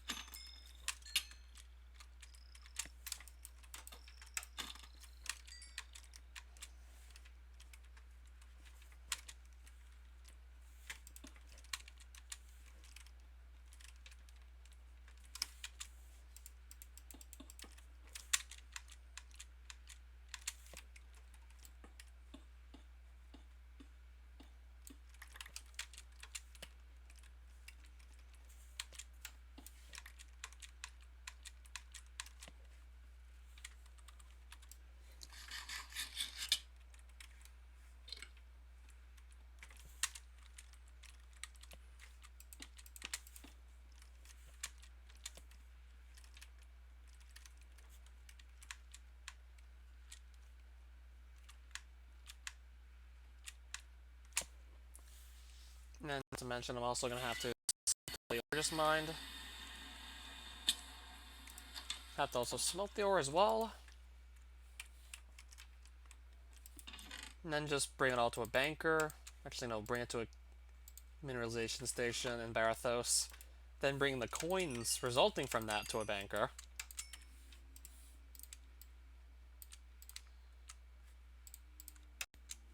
I'll put some of that in block form for now, I guess.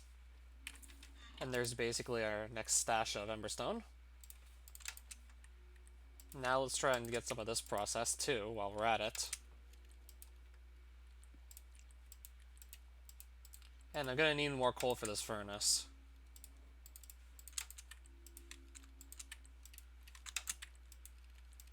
So let's get that refilled, I guess.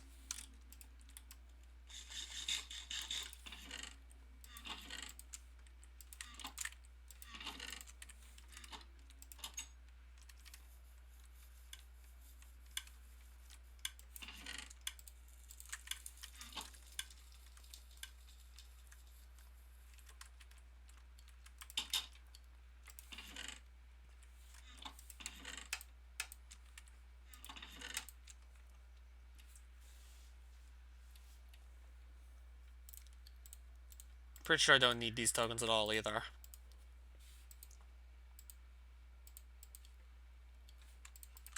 Nor these ones.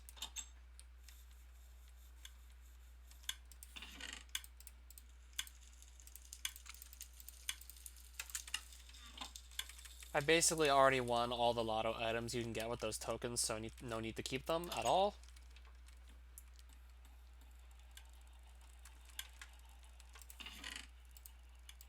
I'll basically just put these down here as souvenirs.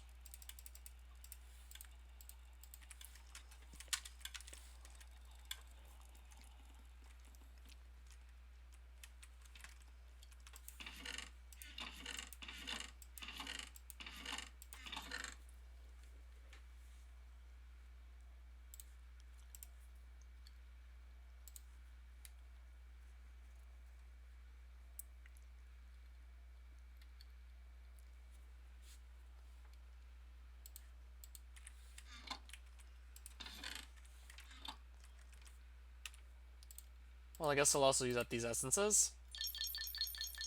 And there we are, 57 augury. I still have one more augury level to gain, and then I hit 58. And if I'm not mistaken, then I should be able to use my ancient essences. And I can finally start using all these up.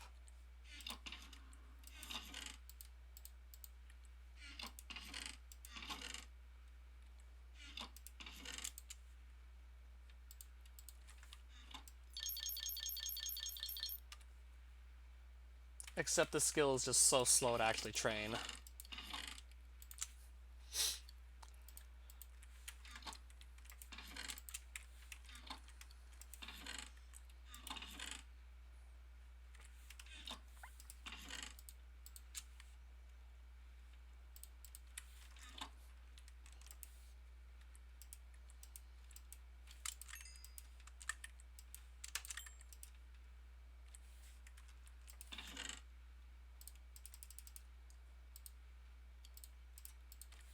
And it won't be before long I'll be able to just bring this Blazium over to that mineralization station.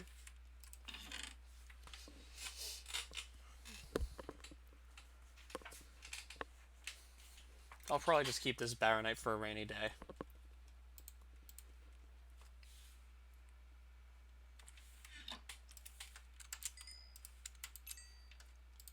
I'll take all this stuff with me and just convert them to silver coins, basically.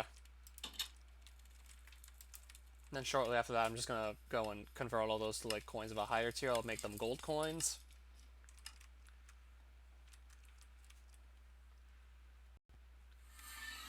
For now, I gotta just run back on over to the mineralization station.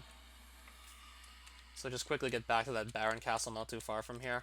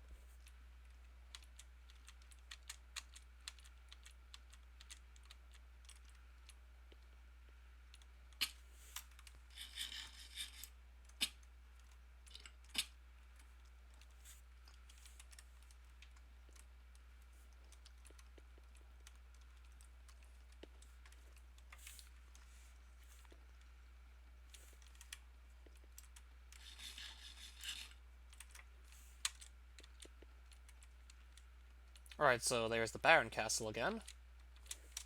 Let's just get back in here. And then let's just get our silver coins. Probably also going to maybe want to have a box to keep them in. Or maybe we won't actually need one.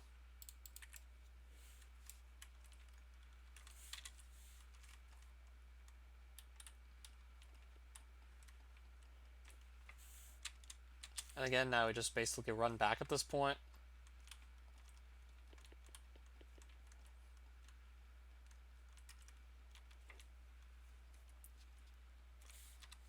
Now we have our silver coins, now we're going to go back to the overworld.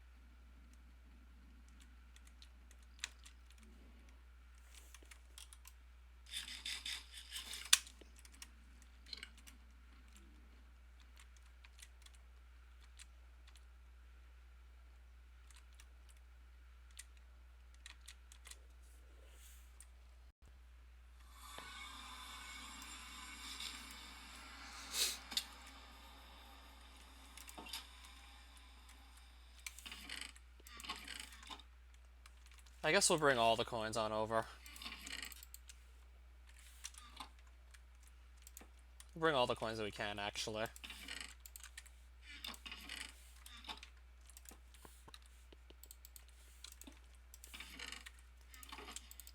So I'll put these silver coins actually in this purple box for now.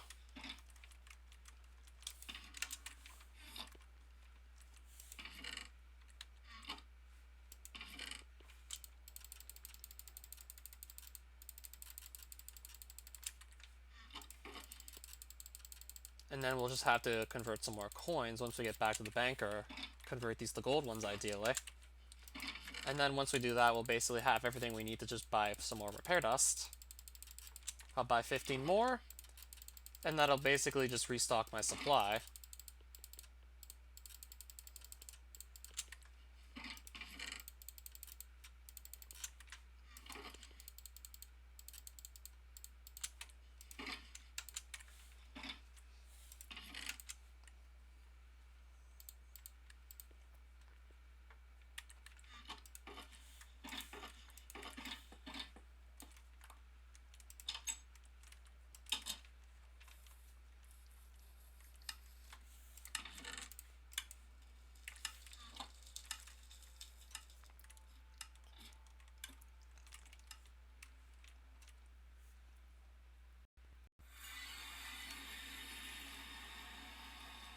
Now coming back here to do some banking quickly.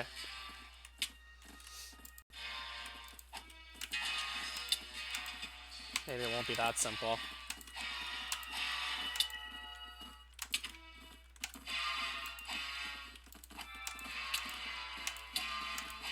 I got like basically 5 guys to fight at once here.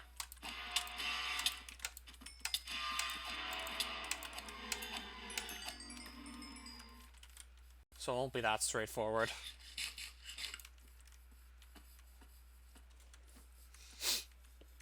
Might maybe want to consider making a tunnel so I can just go through there and not have to worry about running into anything.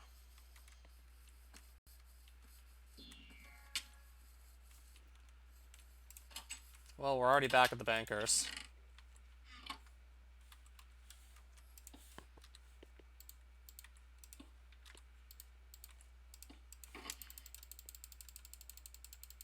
So that certainly didn't take long at all.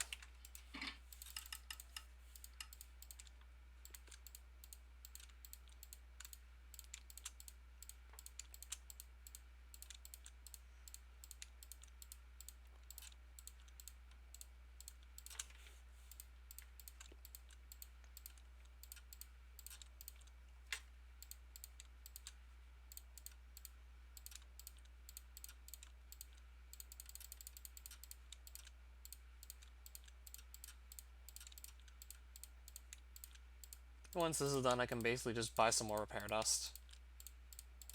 And I'll probably, for sure, have some gold coins left over for the next time I need more repair dust.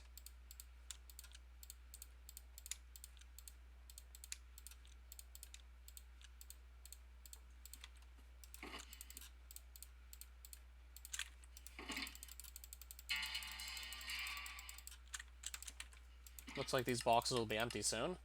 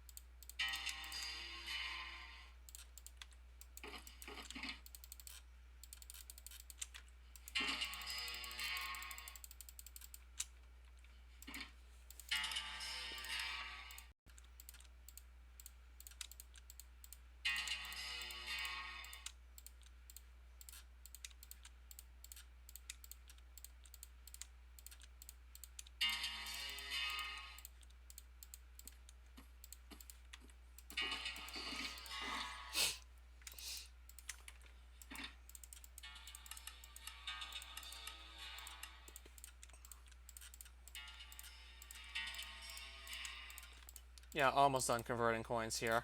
If I can just click properly, that would be nice.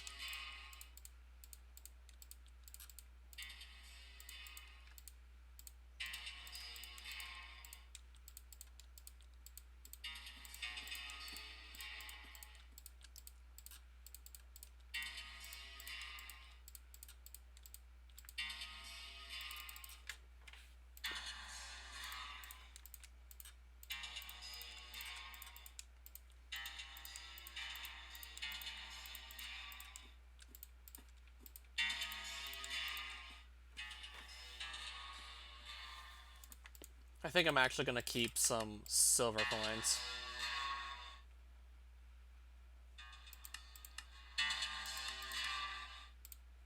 Huh. Apparently, it lets you convert silver coins to copper coins even though he's asking for Lunaver coins, for gold coins. Huh. That's odd.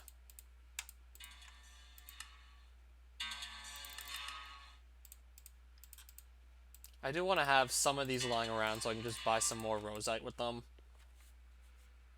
But I can definitely put the rest in gold coin form, though. Now let's take our boxes back and just basically go back to the overworld. Then I'll buy my repair dust and maybe do some repairs and then be done the stream.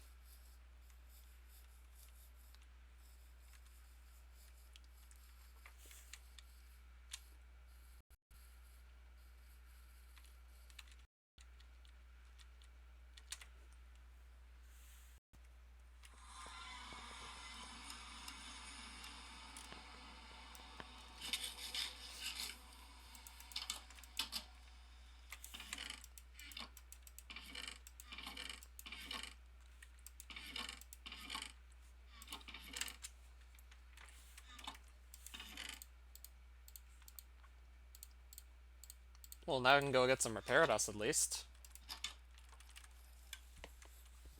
I was starting to really run short on that.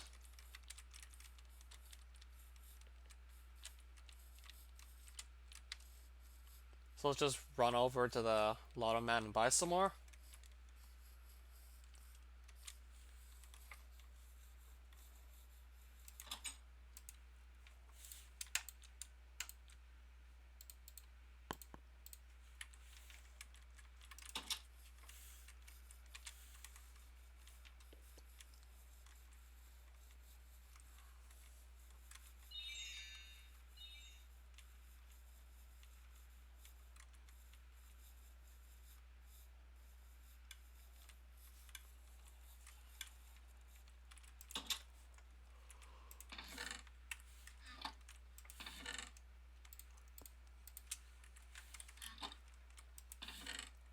So now we finally have a repair dust.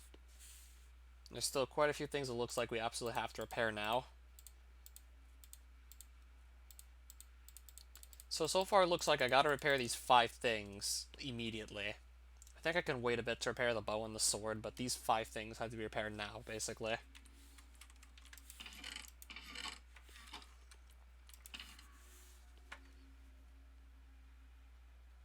I think I can just repair those 5 things and be okay for now. So I guess I'll do that.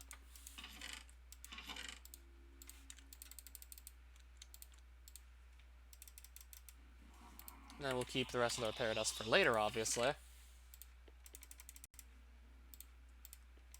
Also, all new blaze rods. That's nice. More rosite. All new emberstone. I think I'm basically done with just restocking on supplies at this point. I think it's safe to say I have my supplies I need back.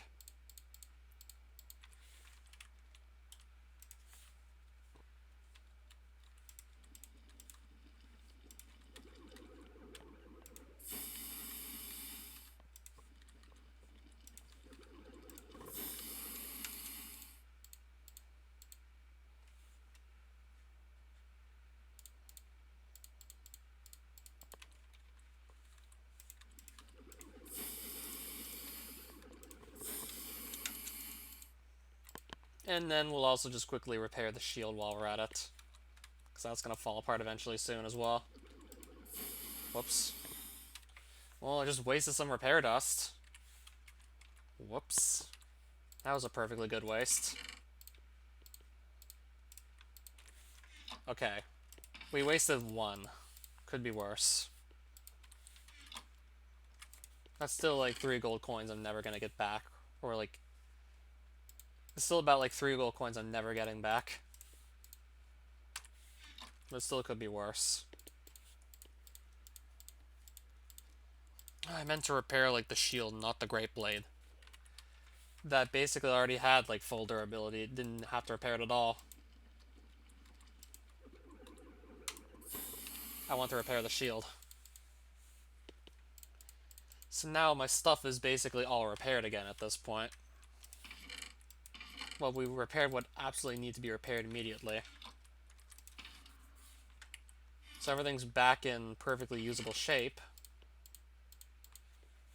Eventually we're going to need to go gather more lava as well, but that can wait.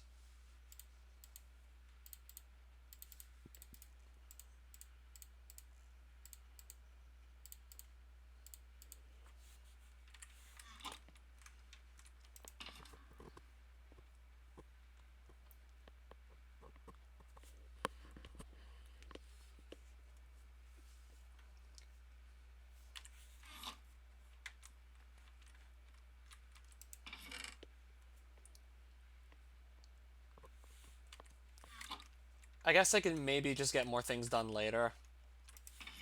As much as I would like to give Hydralisk some more attempts, I'm still going to have to figure out a better setup than what I just got.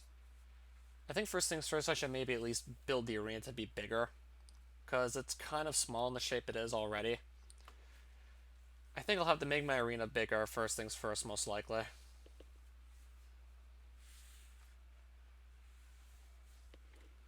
And then from there, I'm trying to think what would be the best way to deal with the water.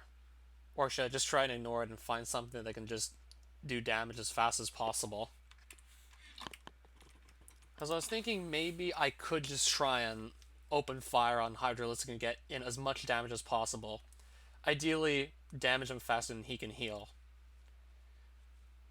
And to just deal with his damage that he deals, I think I might just tank the hits with the shield. So I think I might just consider maybe keeping a shield in the offhand. And then just basically opening fire at him with my best gun. This could work. This looks like it might work. Though I don't feel like trying it immediately though, just like right now.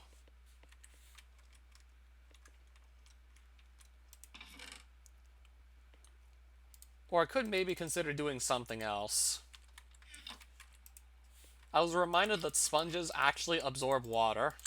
And they absorb a lot of it too before becoming wet and not be able to absorb more. So I was thinking maybe if I can get my hands on a lot of sponges, that could make the Hydralisk fight super easy. If it can basically just soak up the water he spawns, then that'll basically make my mission very easy. I think placing all the signs would take way too long, and not just that, it would be really annoying to try and click anywhere without just randomly clicking on a sign instead, or see anything, so I'm probably not going to use these at all. I'm probably either going to go with trying to obtain a massive quantity of sponges, which might not exactly work out because those are kind of hard to come by in large quantities, or just simply try and kill Hydralisk faster so you can heal up with the Skullette.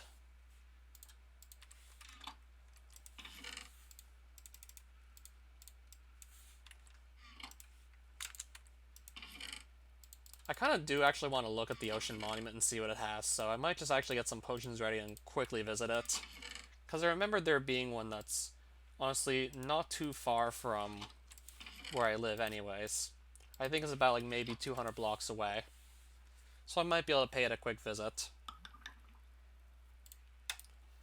So I'm making myself some potions of water breathing and night vision. Water breathing so I can survive down there because it's underwater, and night vision so I can see clearly.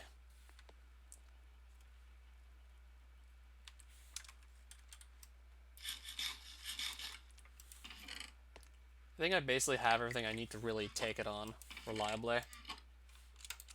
And so these potions last for 8 minutes, I'll throw in some redstone. Which I'm going to have to also just replenish my supply of sooner or later. I'll also need more redstone.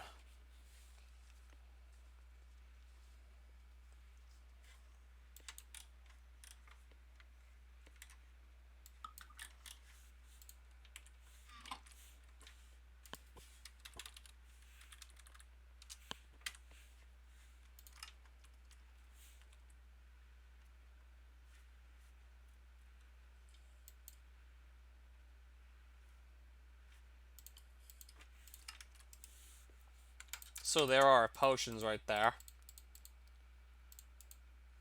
I think I might basically be ready to go down there right now. And considering I have some really powerful equipment, I don't think it should be too hard to fight the Elder Guardians. It's probably just going to be a matter of finding them, really. And I'll also get some more gold once I just basically take over the monument, but I'm not really excited about the gold that much. Except now I need to remember where this ocean monument actually is. And I hope I do remember where it is. I was hopefully it's just somewhere off in this direction I can easily find it.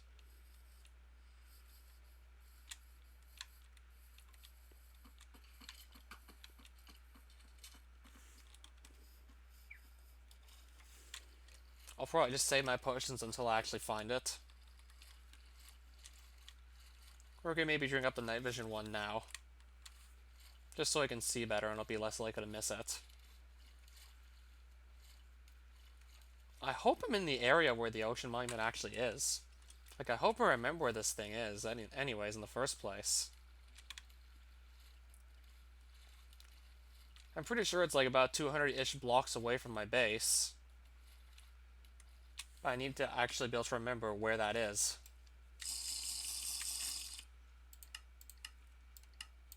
Turn this up so it's going to be easier to see. So I'll be less likely to actually miss it. But I still have to find the thing.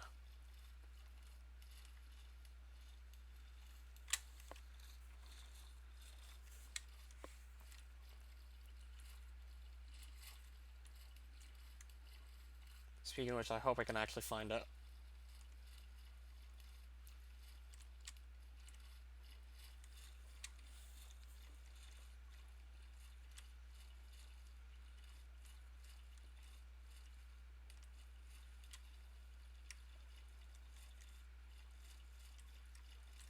Oh, I should have maybe taken note of where it was going to be, but I had no idea I was going to have a reason to actually go to one of these monuments. I simply did not know that I might come across a reason to actually go to one.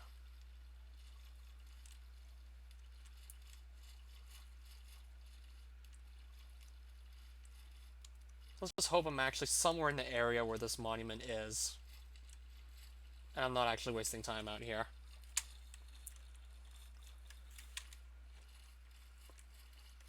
I'm trying to just assume I remember the coordinates from memory.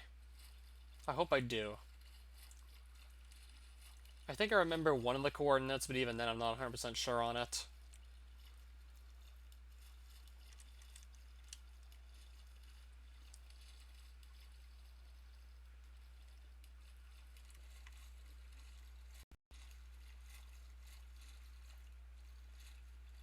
I might not even remember where this thing is at all, actually.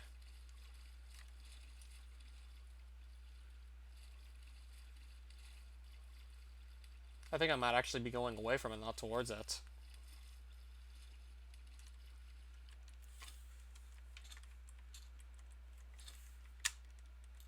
I think it was maybe actually east and not west.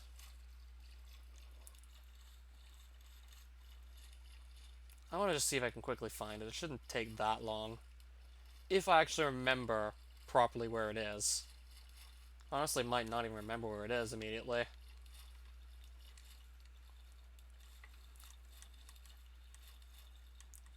I didn't think to take note of where it was because I didn't think I'd ever need to actually go to one. Didn't think I'd ever have a reason to consider going to one.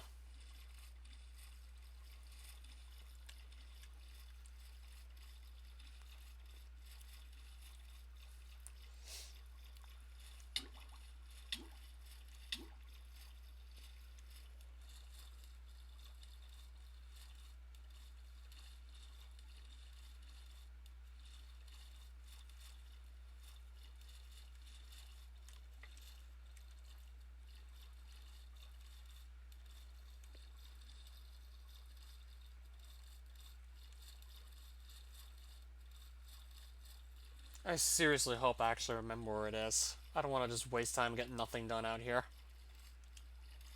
Like, I better remember where this actually is. Pretty sure I do, but what if I don't? What if I honestly can't remember where it is? I'm starting to think we might not see it anytime soon.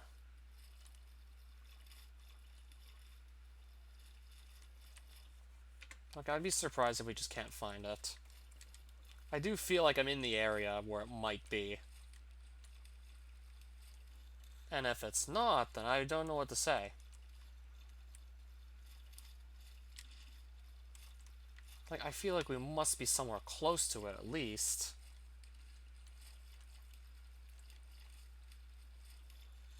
And I'm trying to just remember from memory here, but apparently my memory's not serving me correctly right now. Like, I'm just not seeing the monument.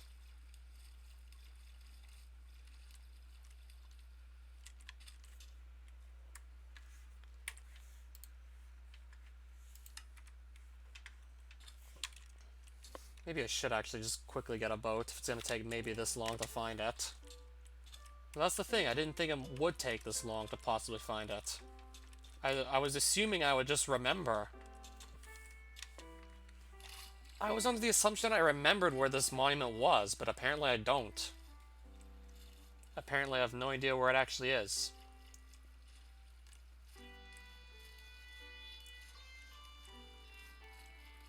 I'm just guessing it's somewhere out here, but I'm just not seeing things. I'm not seeing it. Like, I thought I remembered this, but apparently I don't.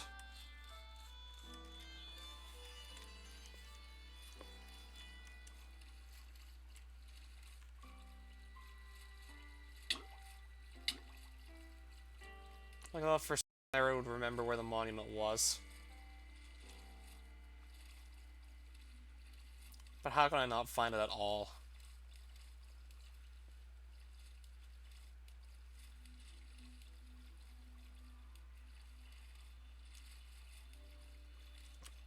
Yeah, I'm finding nothing, basically. I'm getting nothing out of this at this point. Apparently, I quite literally can't even remember where it is.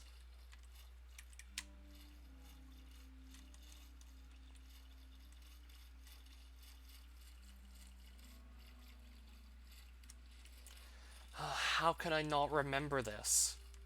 I've passed by it who knows how many times throughout this series. And now, like, the one time I actually want to go there, I can't remember where it is. Like, literally the one time I want to go to it. Now I can't find it.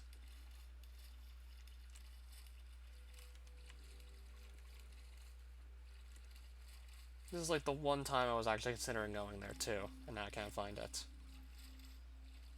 The one time.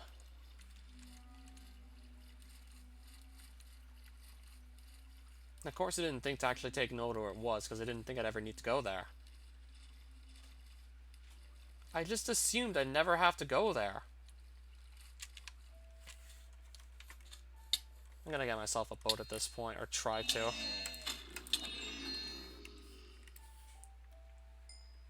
At this point, let's get a boat.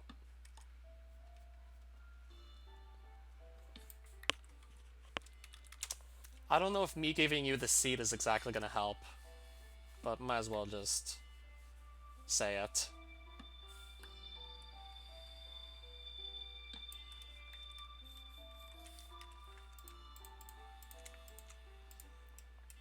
Well, if I'm really gonna be out here this long just searching for the monument that I should ideally already know where it is, but I can't remember apparently, we're gonna make a boat.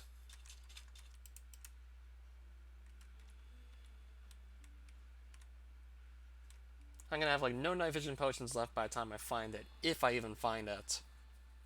That's if I can find the thing.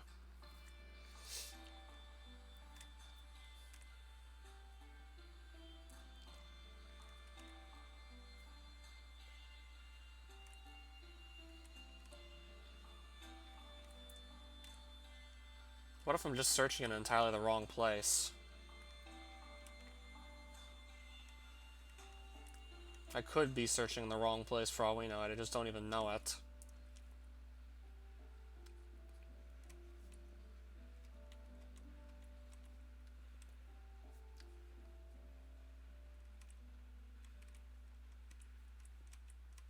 Like, I thought for sure it was just north of my base, but apparently I'm wrong on this. Apparently it's not where I think it is, and I just don't know where it actually is.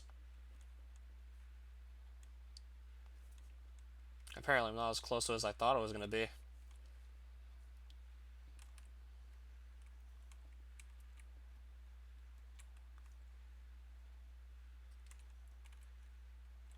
Like, how is it that I simply can't find it? Just how is it I can't even remember where it is? Like, I thought I remembered sailing south, passing by the monument, then ending up back at my base. So I thought it would be north, but it just isn't north at all. It just isn't here. It's just nowhere to be found. Apparently, it's nowhere to be found. I might just have to give up on the search and come back later.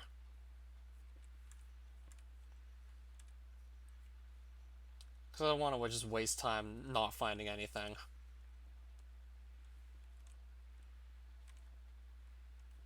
I really don't know how I simply can't find this. I don't know how I just can't remember where it was. Aside from maybe the fact that I just did so much on this world. And most of it wasn't even in the overworld lately. Other than that, how can I not remember? Spent so much time in this world, yet I can't remember where this freaking monument is. Like, it's just nowhere. It's nowhere to be found at all. I simply can't find it.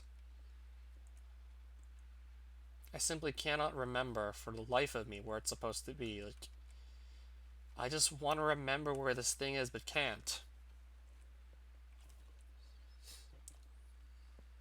I quite literally cannot find it for the life of me now.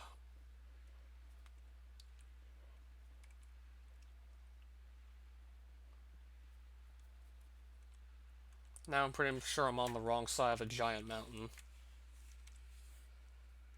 So that's certainly not going to help me with the searching at all. Now I'm on the wrong side of a giant mountain too. That's just great.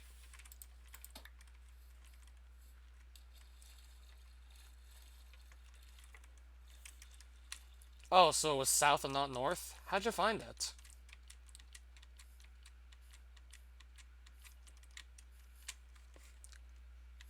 Wait, so I vaguely remember the Z coordinate being 216, but I must have gotten my positives and negatives mixed up.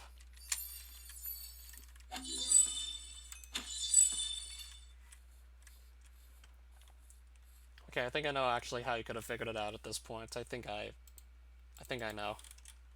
I mean, it's not too hard to just make a new world with that seed and then just locate an ocean monument. I was about to maybe consider actually searching positive 200 instead of negative 200, and I probably would have found it there eventually anyways. Except now I gotta get there. Except I gotta walk across this mountain. Except, yeah, I have to walk across a giant mountain. I was probably going to consider maybe looking south anyways, but I was just certain it was north, and I don't know why.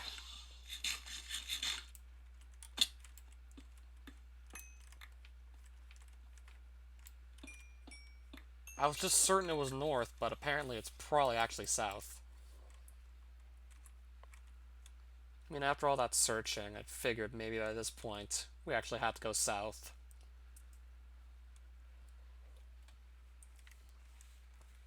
I was probably going to consider doing that anyways. Alright, so let's now get on over there. Still, like, a little under 500 blocks away at this point from it.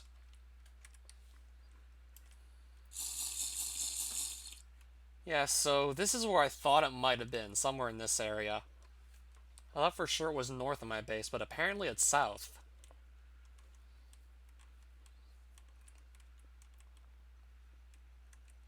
Somehow, apparently it's actually south and not north.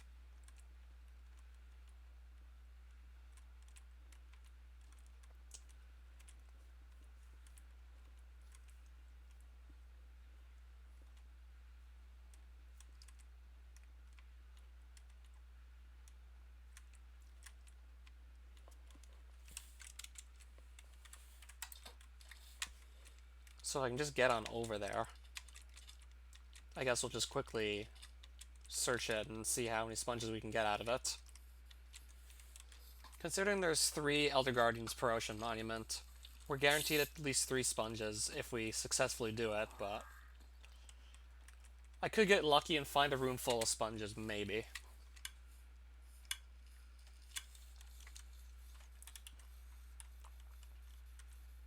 So you mean to tell me I was actually supposed to go south? Wow, it looks like I was supposed to go south. Now I see it. I knew for a fact it was close to my base. Yeah, I always knew it was close. It was just sitting right there and I actually went the wrong way. So now I gotta just go and raid it. I'm gonna get mining fatigue. Might as well just give it to me right now so I don't have to worry about the jump scare.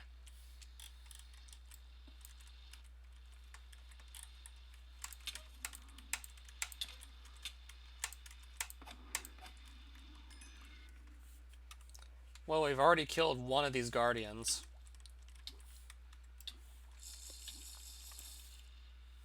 And I need to give myself water breathing. Yeah, I knew that was coming. The mining fatigue.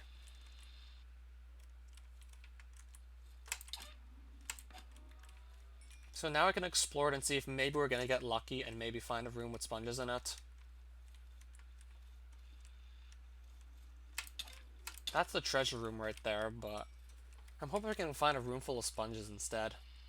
That'll be even more useful for me.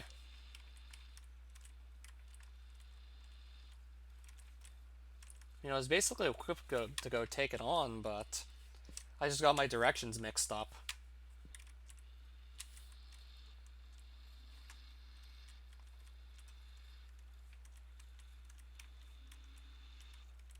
So that's the entrance right there. And if I go here, find like a dead-end room. You don't necessarily get rooms with sponges in them. I'm just hoping that does happen though, regardless.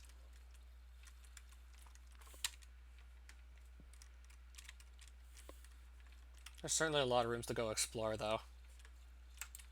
There's another Guardian, another Elder Guardian there.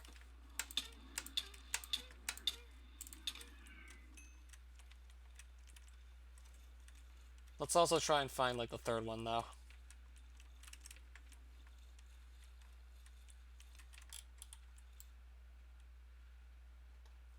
Yeah, these blocks will mine very slowly.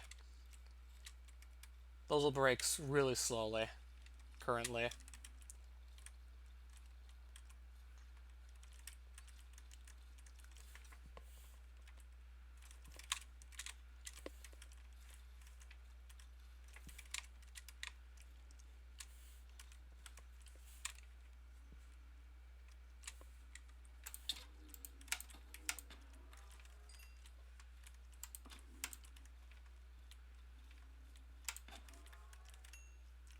And I'm gonna get Prismarine shards, but I don't even know what I'm gonna do with them. Probably nothing, most likely.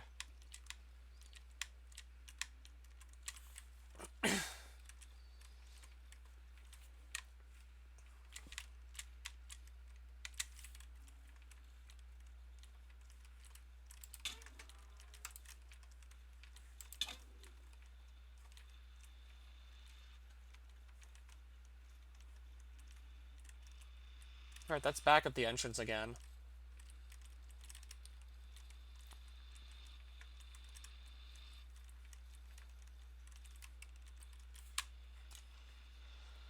Bingo.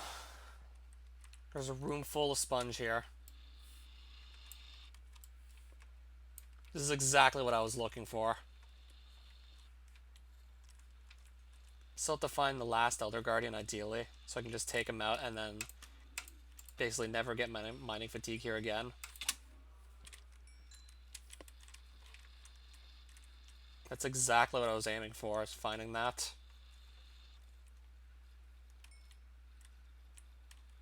I would still like to find that last Elder Guardian quickly. Wherever he may be. So the sponge is just up there.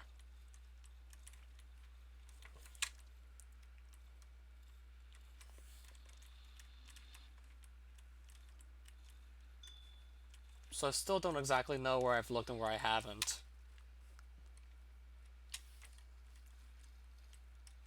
Because I'm trying to find that last Elder Guardian somewhere, ideally.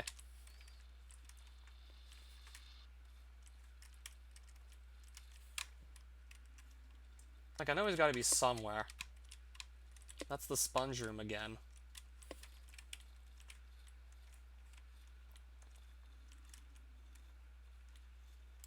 I was here not too long ago.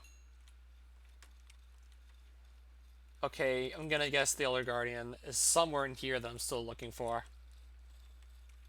There's still all this to go check.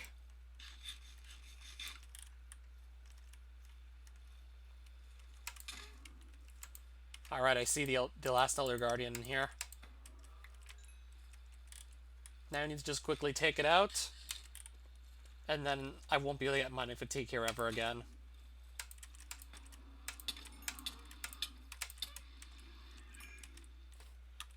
And down they go. And my mining fatigue is gone.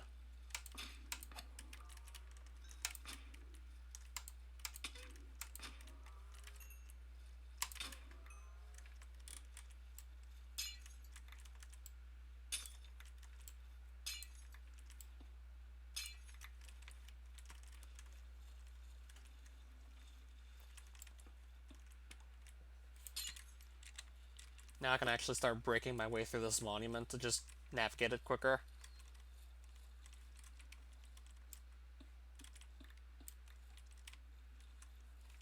I can also claim the treasure here while we're at it. I can also just take this gold and run with it.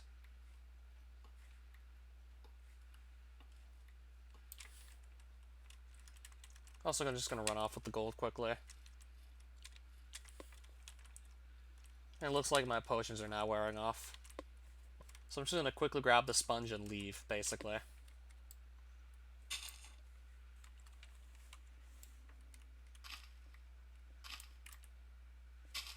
I had no idea I'd actually find this much wet sponge just sitting in here. This is probably going to help with the Hydralisk fight. So let's just quickly grab it and run. And Camazot, thanks for just pointing me in the right direction. I thought for sure it was north, but no, it was actually south of my base. I knew there was one close by, but I got north and south mixed up. I would have maybe considered just trying south eventually, but thanks for just saving time, basically. Now I can basically just get out of here sooner.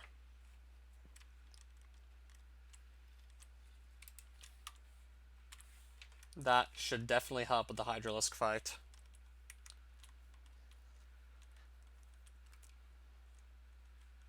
See, I knew it was just very close by to where we lived. I just got my directions mixed up, basically. So we live on this island right here. And the Ocean Monument is literally just behind us.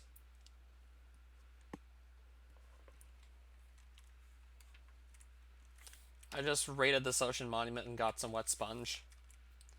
I'm hoping that's going to help for Hydralisk. But first I have to dry it up by throwing it in the furnace. Yeah, the hard part was actually getting the sponge. Even harder still was actually just remembering where the monument was.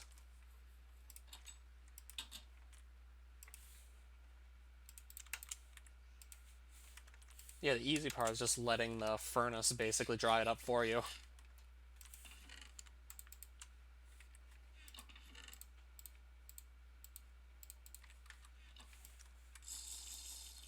It looks like we got some extra fish as well.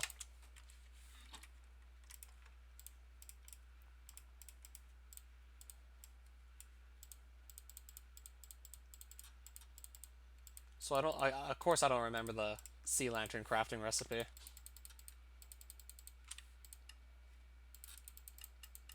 Not sure if I can even find it in here either.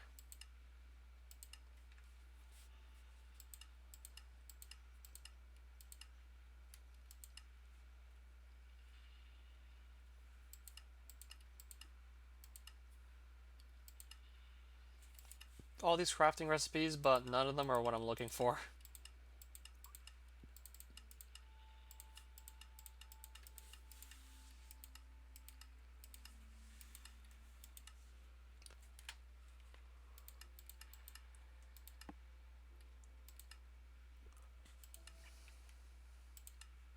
Okay, so that's how you make sea lanterns.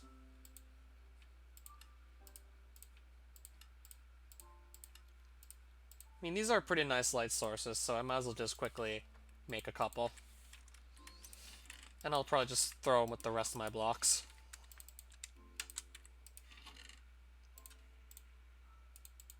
I really don't feel like actually keeping the prismarine I have. I'll probably just toss that stuff.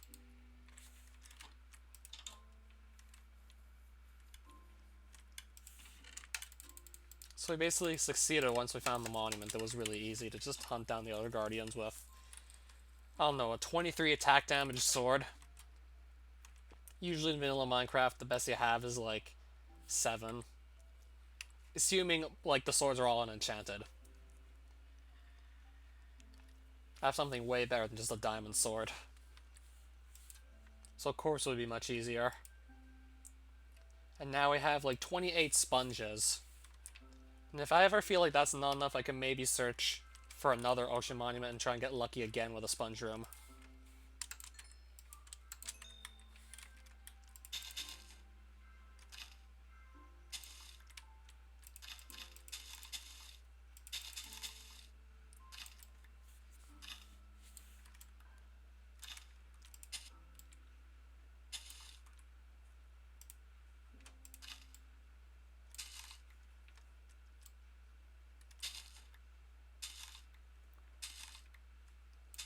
So these blocks will absorb water, which will be perfectly ideal for fighting Hydralisk.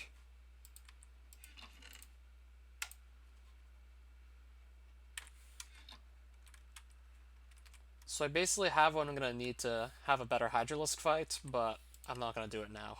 The stream's gone on for long enough.